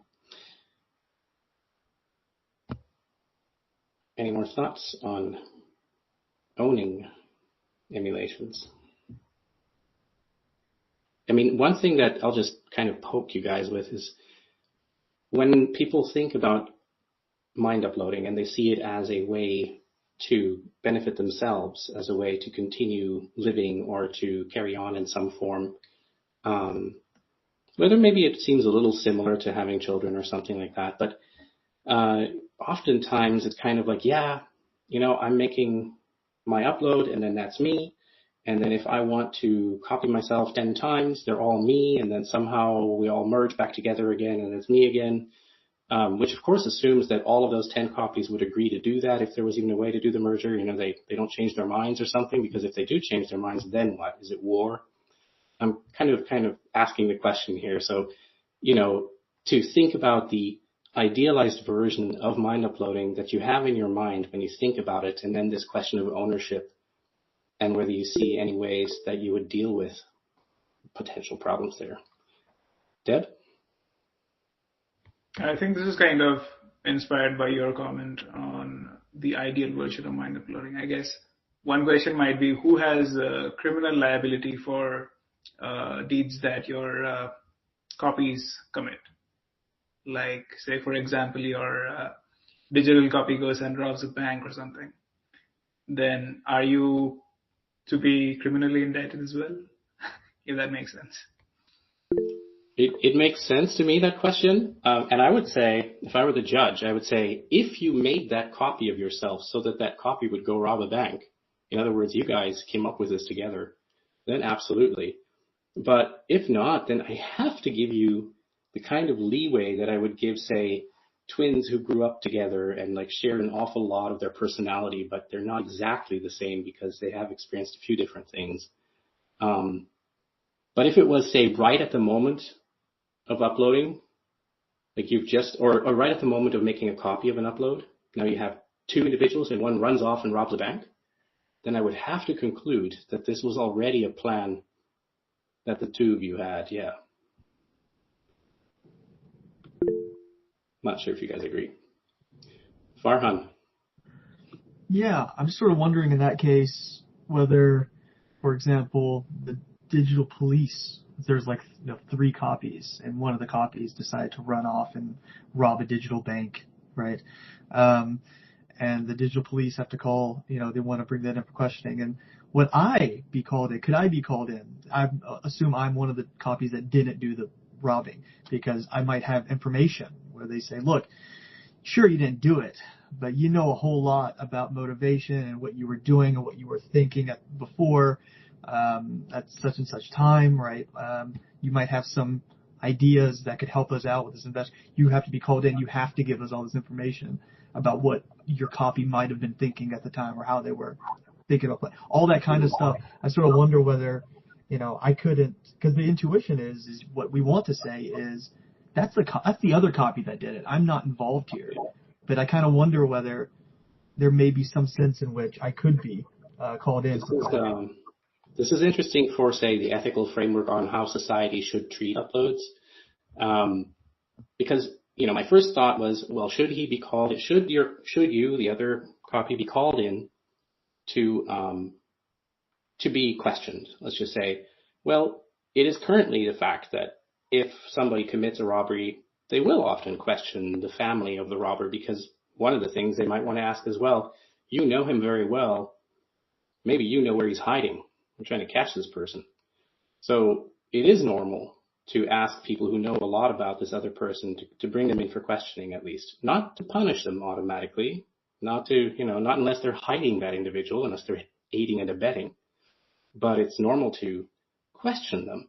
Now, of course, in this case, there's this sort of ramp up where questioning could amount to, now the state has a right to read your mind, to find out everything that you know, because there was this criminal situation. So you give up some of your rights, just like prisoners give up some of their rights right now. That's interesting. Yeah. I was thinking of a kind of enhanced form of questioning there, or enhanced form of interrogation there, and it's like, okay, I can sort of see why you might think that that's a kind of reasonable approach, but also the alarm bells go off, blaring in your head immediately, like, hey, no, there's something really fishy here. I just feel like my intuitions are kind of pulling me in 2 different ways here. Yeah. Yeah. Anyone else got any thoughts on this? We still have a few minutes here.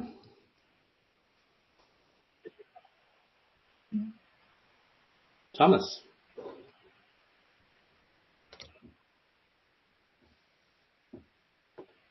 Thomas, didn't you have your hand up?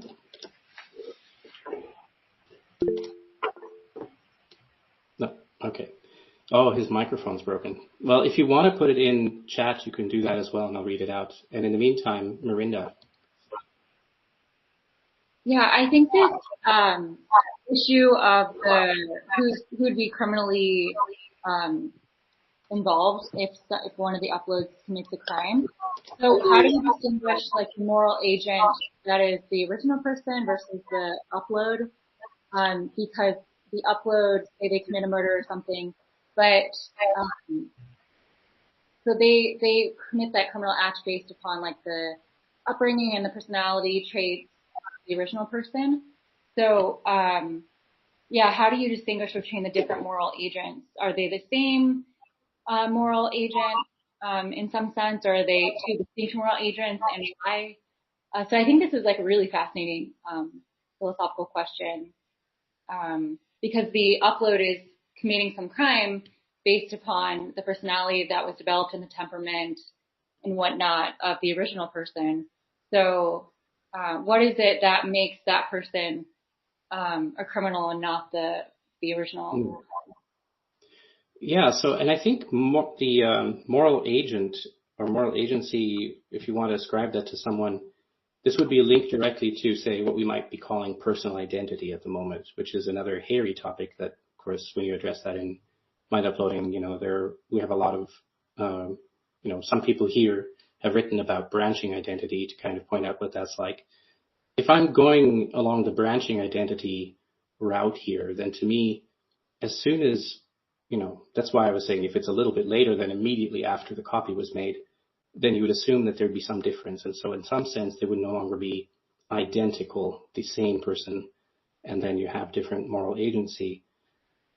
I can see where this does still become tricky. And especially if they haven't yet experienced a lot of different things, then you have to wonder, just because, 5 minutes went by and one of them drank coffee doesn't mean that that's a reason for them to go rob a bank when the other one didn't rob a bank, which then leads to all kinds of questions about free will and, other stuff that gets in there.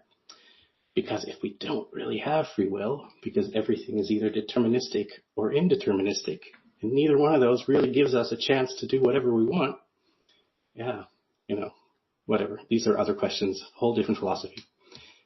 We have maybe another, we're almost out of time, like 20 seconds left if anyone has a last comment or something to add to this topic. Okay, great. Then we'll just move on to the next topic.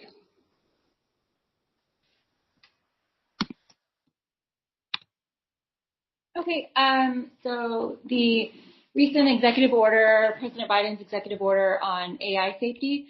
So the United States government is developing guidelines and standards and best practices for AI safety and security. The full text is available here. I can put that in the chat if anyone would like that. They are tasked with establishing consensus industry standards for developing and deploying safe, secure, and trustworthy AI systems, including a set of guidelines, best practices, companion resources, model security auditing benchmarks, red teaming tests, and model testing environments. There will be a set of AI model evaluation tools to assess an AI model's ability to generate threatening or hazardous outputs, for example, nuclear, biological, chemical, energy security risks to the nation, and to reduce risks to AI technology. As explained in an article to the Federal Register, the government acknowledges broad benefits of open foundation AI models for widespread access and research and development, but also cautions that they can pose risks to security, equity, civil rights, and other harms due to, for instance, affirmative misuse, failures of effective oversight, or lack of clear accountability mechanisms. Others argue that these open foundation models enable development of attacks against proprietary models due to similarities in the data sets used to train them. Companies developing dual-use foundation models will need to regularly provide the federal government with information and reports about their training and development, including the physical and cybersecurity protections in place for those models, the ownership and possession of the model weights and their protection, the results of the model performance during AI red teaming testing based on NIST guidance, and a description of any associated safety measures taken. Lastly, anyone who acquires, develops, or possesses a potential large-scale computing cluster is required by law to report that, as well as its location and total computing power. Technical thresholds will be set for the reporting requirement. At present, these thresholds are any model trained using 10 to the 26 integer or floating point operations, any model using primarily biological sequence data and computing power greater than 10 to the 23rd operations, any cluster of co-located machines with greater than 10 gigabit per second interconnects and theoretical maximum compute capacity of 10 to the 20 operations for AI training. So these are sort of the prompts of the questions. So what stance should any take with regard to open versus closed foundation models, given the balance of benefits and risks? So open and closed foundation models that Carbon Copies works with or is developing. So do we know how the organization plans to use AI models in the development of whole brain emulation technology? So that sort of relates to, are we going to have to report to the government the models that we're training? Let's see here. What is Carbon Copies' awareness of these tools and obligations? How will those be incorporated in Carbon Copies Foundation collaborative whole brain emulation projects or any projects Carbon Copies is involved with developing dual use foundation AI models? And what plans should we have for red teaming our models and testing them against external information security risks? And red teaming, if anyone doesn't know, it just means you're testing the security of your AI model against. Thank you very much. Mm-hmm. Sorry, thank you. I know this was a really long one to read out because of all of the details in that order that already exists. But really, the most fundamental and first question is just this issue of closed versus open. I think after that, it's more of a question of abiding by the rules that are there and knowing that you're doing so.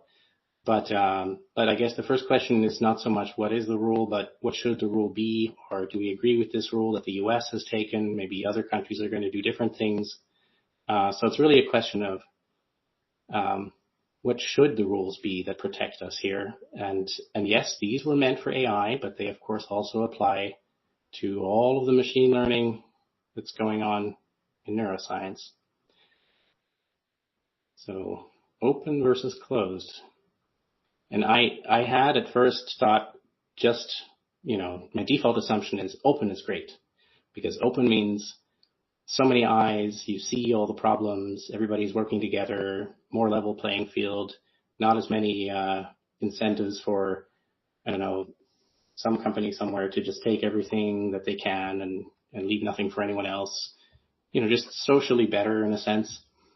And then the points that were raised about, you can use this open data to then do malicious attacks on others and all that stuff kind of came up. But now I've also heard some really good counter arguments. And before we get into that, though, I quickly want to ask, Thomas, I forgot to call on you again. You said that you had fixed your mic. Did you want to briefly talk about the previous question? Just mention what you had wanted to say, or do you want to get into this one? Sure. We can just go to this one. It's all right. Okay. You want to start? It's not super important. Well, sure. I personally think we should default open, because otherwise it feels like we're taking kind of a security through obscurity approach, which never really works. It might work for a while until, you say, okay, we want to protect the models and make sure only the company and its members have access to it. Well, if the argument here is, but a foreign government might misuse AI, they could still either hack that company and take the weights. They could build their own if they're sufficiently large. So it's all you're doing is making it so that people who could also, researchers that would be developing ways to mitigate harm will now have a harder time getting access to the thing that they're trying to defend against. So the only thing you're doing is shooting yourself in the foot. Yeah, I think one thing that you mentioned that when we talked about this earlier, that was really, that really got to me was sort of pointing out the difference between what, say, the researchers who are really trying to understand the risks and who are trying to do something about a problem. They have access only to that which they have legally access to because they have to stick to the law, because they want to publish their work and all of that. So they're going to be doing this legally. But any malicious actor who wants to, say, do industrial espionage and run away with the code or something, or run away with the model weights, they don't have to stick to that. So in a situation where the code is closed, it feels like that gives an advantage to the malicious actors. Exactly. And of course you can go, but they'll put better protections in place, and that's just a failure of the protections. But again, that's still the security through obscurity approach, right? So the same thing applies. You could take that same argument and apply it to anything not related to AI. And like we I'm saw curious with if anyone has a different perspective on this.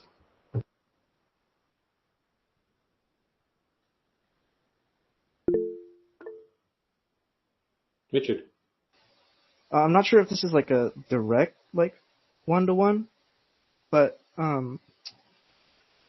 like when it comes to Bitcoin, there's like a, you know, it's we're doing, or I don't exactly know how Bitcoin security works, but in that space everything is open, right?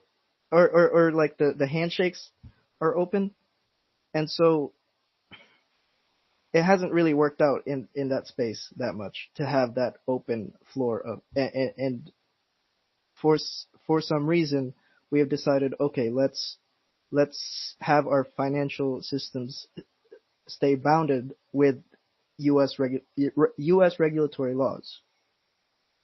And so I don't know if open versus closed is exactly, or is, I don't know if it's just black and white. Like, you know what I'm saying? Like it's. Yeah, I get what you're saying. That's an interesting counterpoint. Yeah. These cryptocurrencies generally are based on open code and on open processes on the blockchain, and yet there's plenty of malicious stuff that happens. So the question is, does it have anything to do with the fact that they're open or closed? And other banking is done on closed systems, on closed servers, with closed code. Everything is secret. Yeah, interesting counterpoint, yeah. I'd be interested if anyone here has a bit of expertise in these areas and maybe can chime in, because Thomas is saying something. But in chat, there's also plenty of malicious stuff that goes on with regular closed banking. Yeah, but we just don't know how much. Okay. Sorry, who was just speaking just a second ago? Sorry, I was telling Thomas to speak up. Oh, okay. Yeah, well, if his mic is working.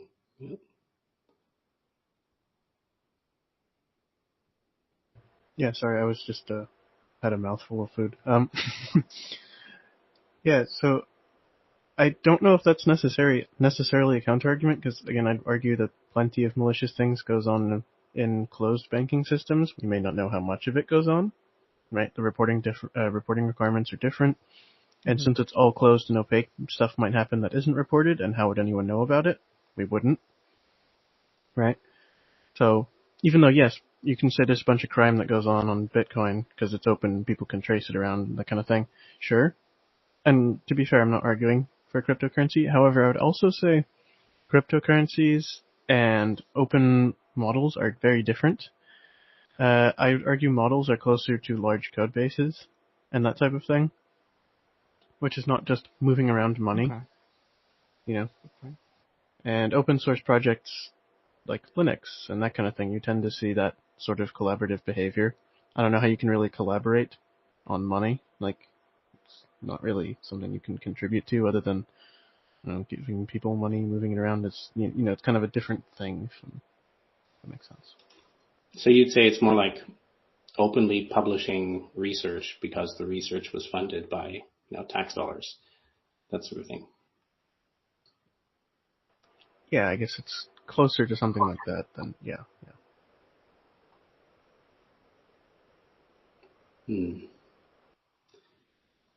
Yeah, I don't have enough insight into this risk trade-off.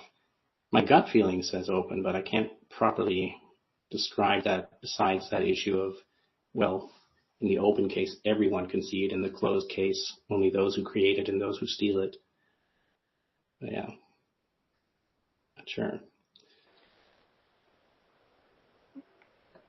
I would be curious, what would people have arguments for keeping it closed? Because I haven't... You mean other arguments besides what the government put in their writing? Yeah. Or does anyone have supporting, like, points for that? Okay, so maybe if we make it a very clear example, like, is there a reason why it's better if OpenAI is a closed for-profit company rather than, say, an open source company? Sure. Yeah. And I think a lot of people would say that the main reason for them to be a closed company is perhaps not even actually a risk question, although that may be the way it gets spun, but it might be an investment question, like the closed company built the way it is now provides an avenue for people to get a lot of profit out of it. And so there's a higher motivation to invest in it and work on that. I think that might be part of the answer there, which really isn't a risk versus benefits trade-off question, or a different benefit.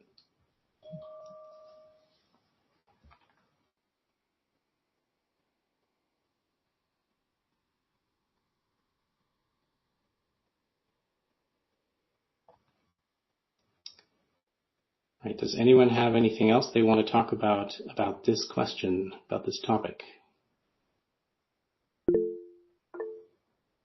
Deb. I actually have a question. What does dual use foundation AI models mean? Sorry for being, this might be a bit naive, but yeah, I just wanted to clarify that. Mirinda, do you happen to have the official definition of that handy? You're still on mute, though.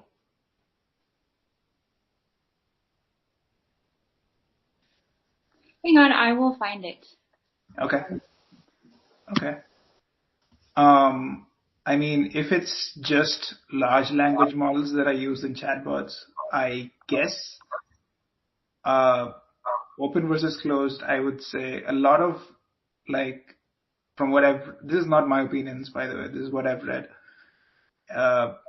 For the case of large language models, I would suggest even like companies like Facebook, they have open source their source code for their large language models, and it turns out that it is better for them as well because it promotes competitiveness and it promotes the research, and yeah, it benefits the open source community as well. That's why I would vote for an open model versus a closed model. That's my stance on this.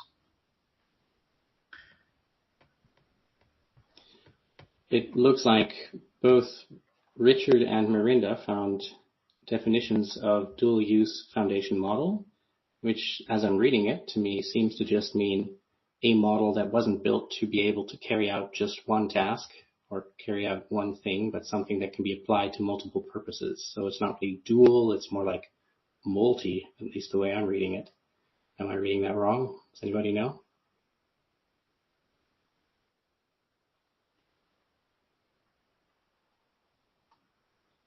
And Alex is saying, my confusion is the word dual. Yeah, what are the two uses? Yeah, see, I'm also reading that as multi rather than dual. But it could just be that the terminology is a bit outdated or something. I'm not sure. Yeah. Yes, so I guess from my interpretation of that definition, a large language model will be a very good example of what it is trying to say. A model that uses self-supervision, is very big in size, is applicable over a wide range of contexts, and exhibits or modified. Yeah, so a large language model would fit into that description pretty well. If we're having trouble wrapping our heads around it just from the perspective of what do we know about which approach would make for a better future, because it's hard to predict those things, it could perhaps be helpful if we considered who is arguing for which of them. And I don't know that we know this. I know that this executive order was created in collaboration with the very large companies that are currently running large AI models, such as OpenAI and Google and Microsoft and the others. That doesn't necessarily mean that they're the main proponents. I don't know who actually came out and said, we should do this, and say how many people are voting for that approach versus a different approach. So I'm asking this because my gut feeling, that may just be based on, experience in society, may be that, all the poor researchers, of course, want everything to be open. but anyone who's, say, founding a company and trying to build a big AI model or a big whole brain emulation approach or something would prefer it to be closed, because then they can go to investors and say, invest in me, this is going to be very valuable. If it's open, maybe people are just going to copy that and the Chinese are going to take it and make it there. So in my head, I'm thinking that very often these sorts of things might not even be best practices based on really totally looking at what's going to create the best future, but more based on today and what, the players who are coming up with these orders or who are talking to the White House, what they're coming up with. I wonder how anyone else here feels about that, if anyone has any thoughts or knows who was behind all this.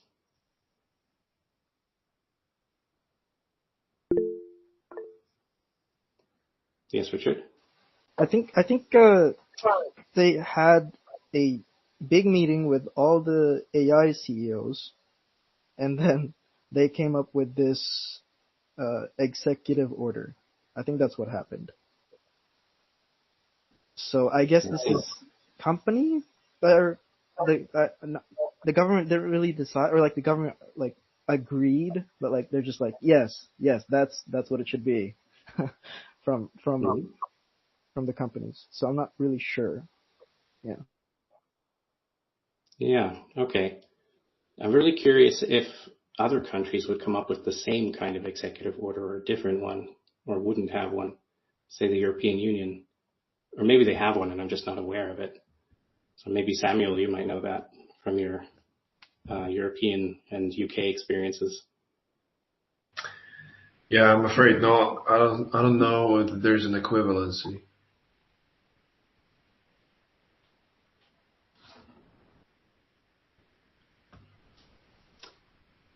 All right. If there are no other comments, yes, go ahead, Samuel. Well, I was half coughing, half thinking about what I'm trying to say, but there was apologies if this was already discussed, but there was some set of questions about why keep it closed source, or what are the other advantages aside from competitive advantage or investment purposes advantages of keeping something closed source. I think, maybe this was already mentioned, but there is a risk reduction element inherent in closed source software or solutions or ideas of any kind, that somebody doesn't go and run wild with a version that is not meant to be running wild, right? So you may release the model for a successful mouse simulation, and then some less diligent, rigorous actors in this space will going to take that and apply it to a human, and we're going to end up with a disaster and set the whole field back a decade or more. Was that mentioned already? That is actually in the list of points, is this sort of nefarious or malicious misuse of the open information. And yeah, when you say it in the terms of an animal or a human and whole brain emulation, that you can hear how that sounds really serious. If somebody goes and runs off with your data, there's that whole, if it's the weights of the model, and in the end the weights are our synapses and it's the brain, we're back to the ownership of whole brains, right? Thomas. Hey, I'm sorry. I just wanted to argue your point saying it's inherently safer. I really disagree, because if you look at where most large-scale, like, data leaks, breaches, that kind of thing happen, like look at SolarWinds, it's all from these proprietary sort of applications, because then since there's a single entity that controls the whole thing, if they get compromised, like everyone else, it just carries down. And like with SolarWinds, they were able to distribute malware to thousands of organizations because they all use this one piece of management software. Mm-hmm. Had that been an open source thing, first thing, like you wouldn't have been able to release an update that had malicious code, most likely, because someone would have caught it. Especially large organizations using it will probably audit the code before they install it, but since it's proprietary, you can't. So I don't agree with that fundamental thing that it's more safe to do it in a hidden and secretive way, because I think you're just relying on security through obscurity, which will fail at some point, no matter how careful you are. So you only have to get lucky once. Yeah, I get that argument. That is a good extra argument is that not just of having a level playing field between malicious and good actors, but also that if you have just one version of commercial code and nobody's allowed to fix it or fork it, then you're going to have the same, bugs everywhere. But I'm now also really wondering, and I know that Samuel, you have more to say, but I'm now curious now that I'm just putting it directly in terms of, say, this emulated mouse or emulated human. If we're talking about that as the large model with all the weights, not just an ML that was used to create that or to do the uploading or to do the analysis of the neuroscience, but that model itself, because that's something that would fall under this order, right? I'm curious, Thomas, would you like your brain with all of its weights to be open source? Personally, no. However, I don't think that's necessarily relevant for... what I'm not saying is you shouldn't... everything should be open. What I am saying is you should be able to make it open. There should be no restrictions. Okay. If you want to. Okay, great. Yeah, that does, and it wraps right back to one of our other topics. Yeah. Samuel, did you have something you wanted to still add to this? Because I know Thomas had kind of responded to you. Oh, yeah. We can continue this. I like that a lot, back and forth. I'll just clean up. So we don't have time. Yeah, no, I like that. So I did not make the claim that it was safer, just that there were inherent risks with having open source software. But I would say that personally I'm more favoring your opinion, Thomas. However, there have also been, very recently, breaches where you have been able to push a malicious piece of code, spyware, in through open source projects unnoticed, and that has affected hundreds of thousands of distributions of Linux recently. This was in the news just 2 weeks ago. So it is not that you would be preventing it, it's just that you would have more eyes on the code with open source software, wouldn't you say? Right, yes. That is a good counterpoint, and right, yeah, I agree. It's not like it would be a magic bullet that would fix it. It would just, in theory, make it less likely to happen. So it seems like it's a bit of a nuanced question, this whole thing. And that makes it interesting to me that the way the order is written tries to be nuanced in the sense that they're putting thresholds there. They're putting a cutoff there. So they're not applying the order to every AI model, but they're applying it to AI models that have that exceed certain thresholds.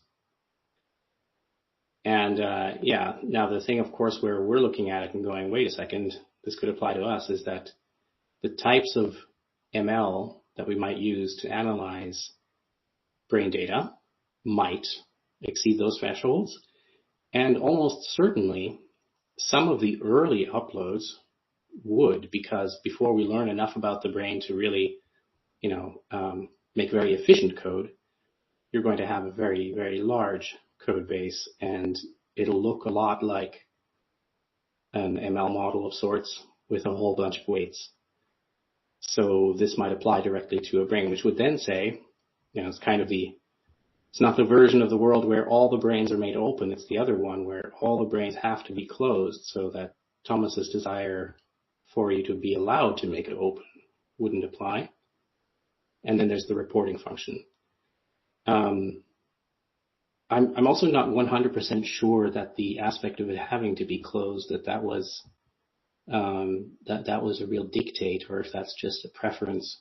But they certainly do have all these reporting requirements and a necessity of putting in place all kinds of safety measures, which I think are meant to be safety measures not to be able to access the weights, which then would just mean they need to be closed. Yes, Thomas? Oh yeah, I think you basically already said what I was going to say, but later on in their executive order, they did mention something like they would be considering the pros and cons to open models, and so it sounded like they could at some point in theory go, oh yeah, never mind, we don't like open models, everything's got to be closed. And it's like, I'm sure there'd be workarounds like, oh, it's closed, but anyone who emails me is part of our organization, so they can get the data. So like, you could probably bypass it, but it's like, you shouldn't have to do that, because then they might put more restrictions, and then, yeah. Yeah, I don't know if we can work our way through this whole problem, but it's just an interesting one, this topic, because it is actually based on something that is already, something they're trying to apply. And so it's kind of like showing you the inroads, the beginnings of where all these complicated questions are going to be resolved in one way or another by the government making its way through them. Yeah, so we don't have to solve this right now, and we have, of course, run a little over time. Thank you very much, all of you, for being here anyway. I do want to give anyone who wants to have a last word on this you still have a chance to make a comment before we wrap up.